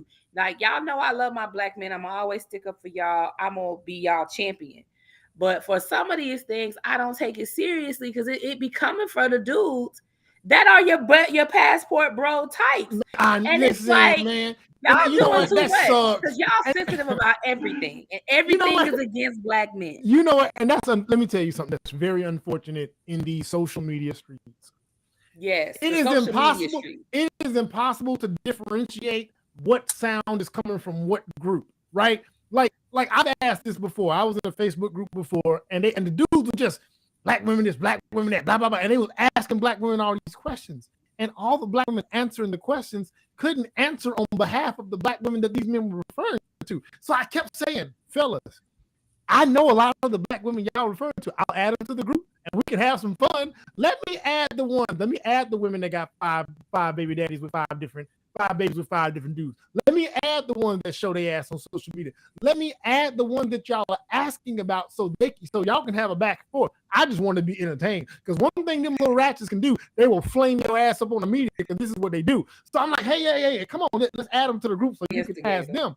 Because but what I'm saying is, a lot of times things come out and we don't know who's saying what. It's just from the men corner, and then other stuff comes from woman corner, and it's like, are those the same women that was saying this, or these women? And no, those women weren't saying that, and those women weren't saying that. You just can't tell. And sometimes it actually is the same women. Like you said, some of the ones that are passport bros that are complaining are the same one on them damn same posts. Yeah, so it's hard to take them brothers seriously, because it just be like, y'all thought the woman king was emasculated. I finally saw the woman king. The woman king was a whole spiritual thing, but they saw it as, well, y'all just emasculating men because ain't no man king. She fought for the men. Like, this is stupid. They were fighting for the man king. It was, and the only people that I respected in that moment were those that were really speaking about the historical inaccuracies of the movie and realize those people were the only ones I was listening to. The moment when I saw Woman King, I didn't like the image of it. I'm like, it felt a little cringy. But I bought the movie. I actually own the movie. It's in my damn movie collection. But when I saw it, I was like, you know what? I just took my time seeing it. It wasn't one of those things that was on my list anyway. I'm not intrigued by masculine warrior women. Never have been. Y'all feel how y'all want to feel about it. I thought She-Hulk sucked dick. So I'm just keeping it. But these are the people who were complaining about She-Hulk. Why they had to go to make a woman version? Read the comics, sir. Hold on. There go one of them right there. There go one of them right there. He right up there. Yeah, him. He was complaining about She-Hulk. He hated it. He called me every episode. She-Hulk was awful. I didn't like it. And I'm a huge Marvel fan.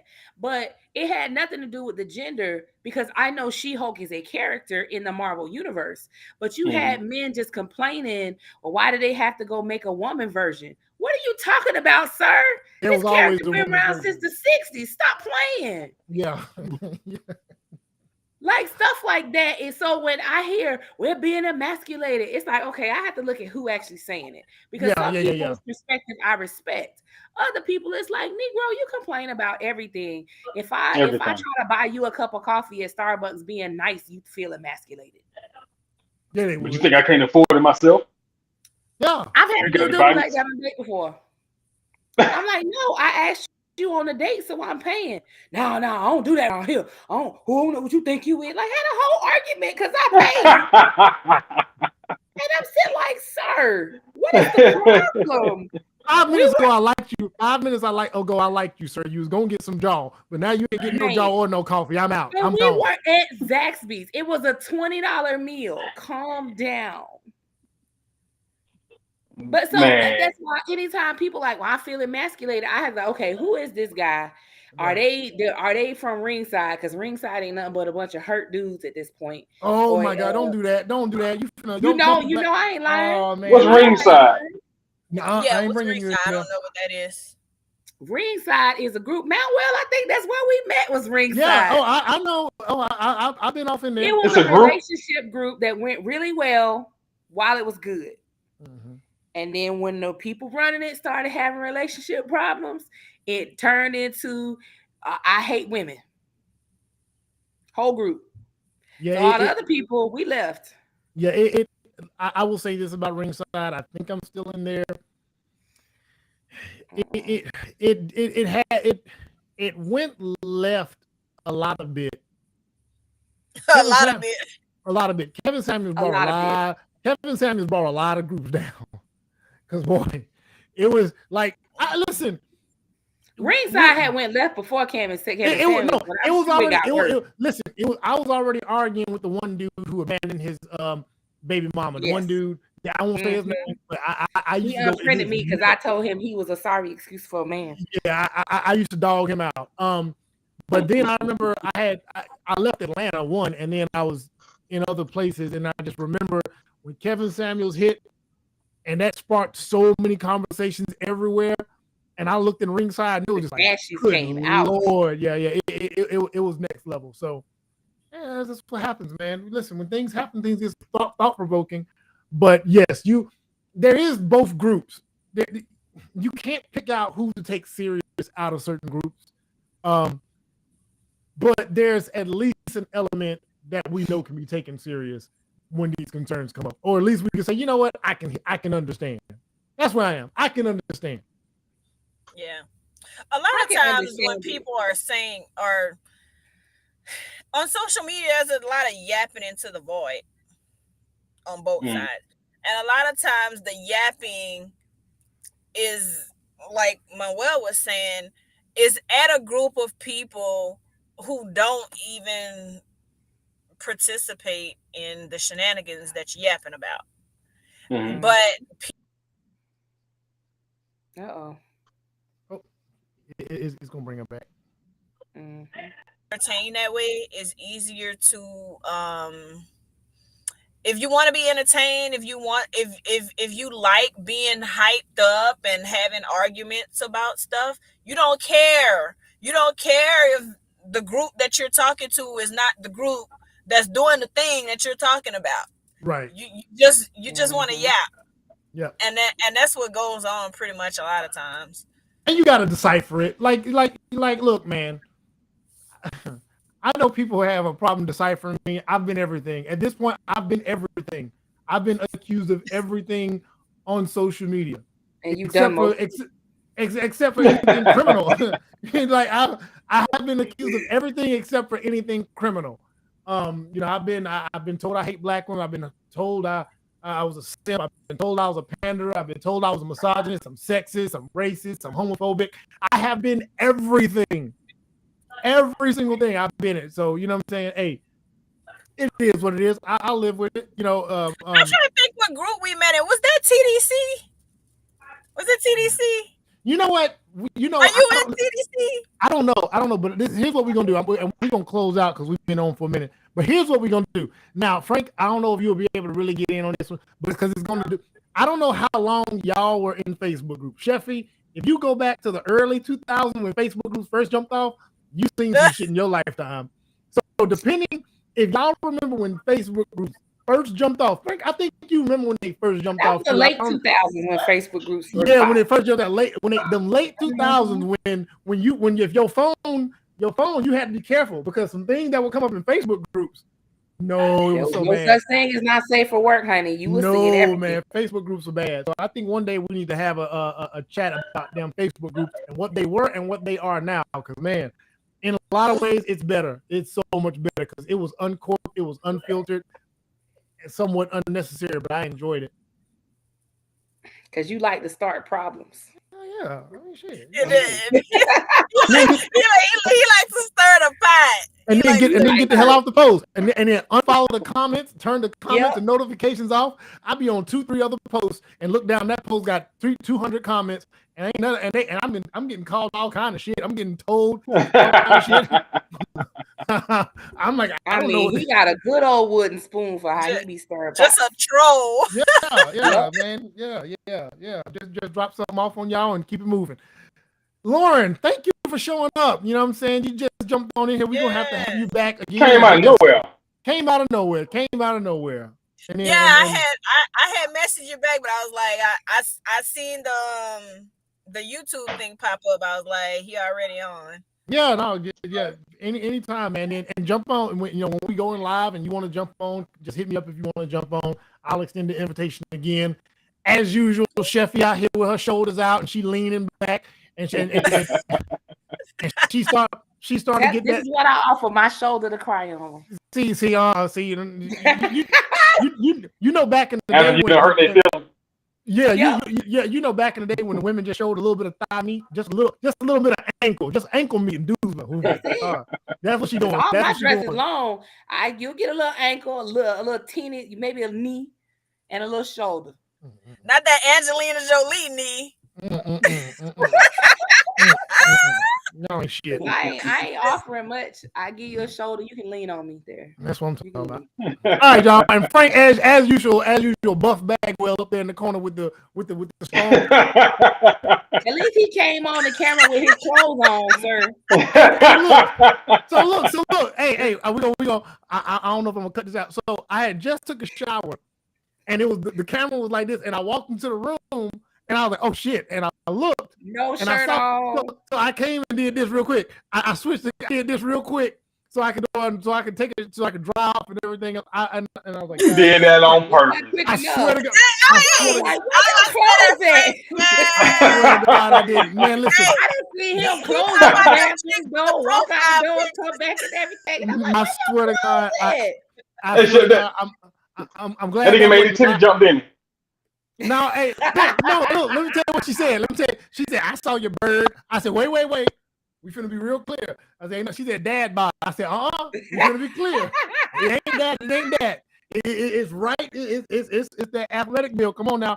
Let me tell you, I made one mistake in my life years back in Facebook groups, and I posted a shirtless pic on social media, and that picture got slung shot so quick. I said, you know what? I ain't built for it. Did it? Bro, I'm telling you, I can share some stories about some pictures that get slung shot around, and you turn to find out that I don't like that attention. Cleavage picture. You can't post it. You cannot post nothing like that in no Facebook group. No, man, you can't post it. No, like you got to be careful what you post anywhere. I keep waiting to do a workout video or something. I'm like, you know what? I'm just not. I'm not gonna do it. I'm not gonna do it. You gonna have all kind of wives in your. Man. You know, that wives, Sheffy.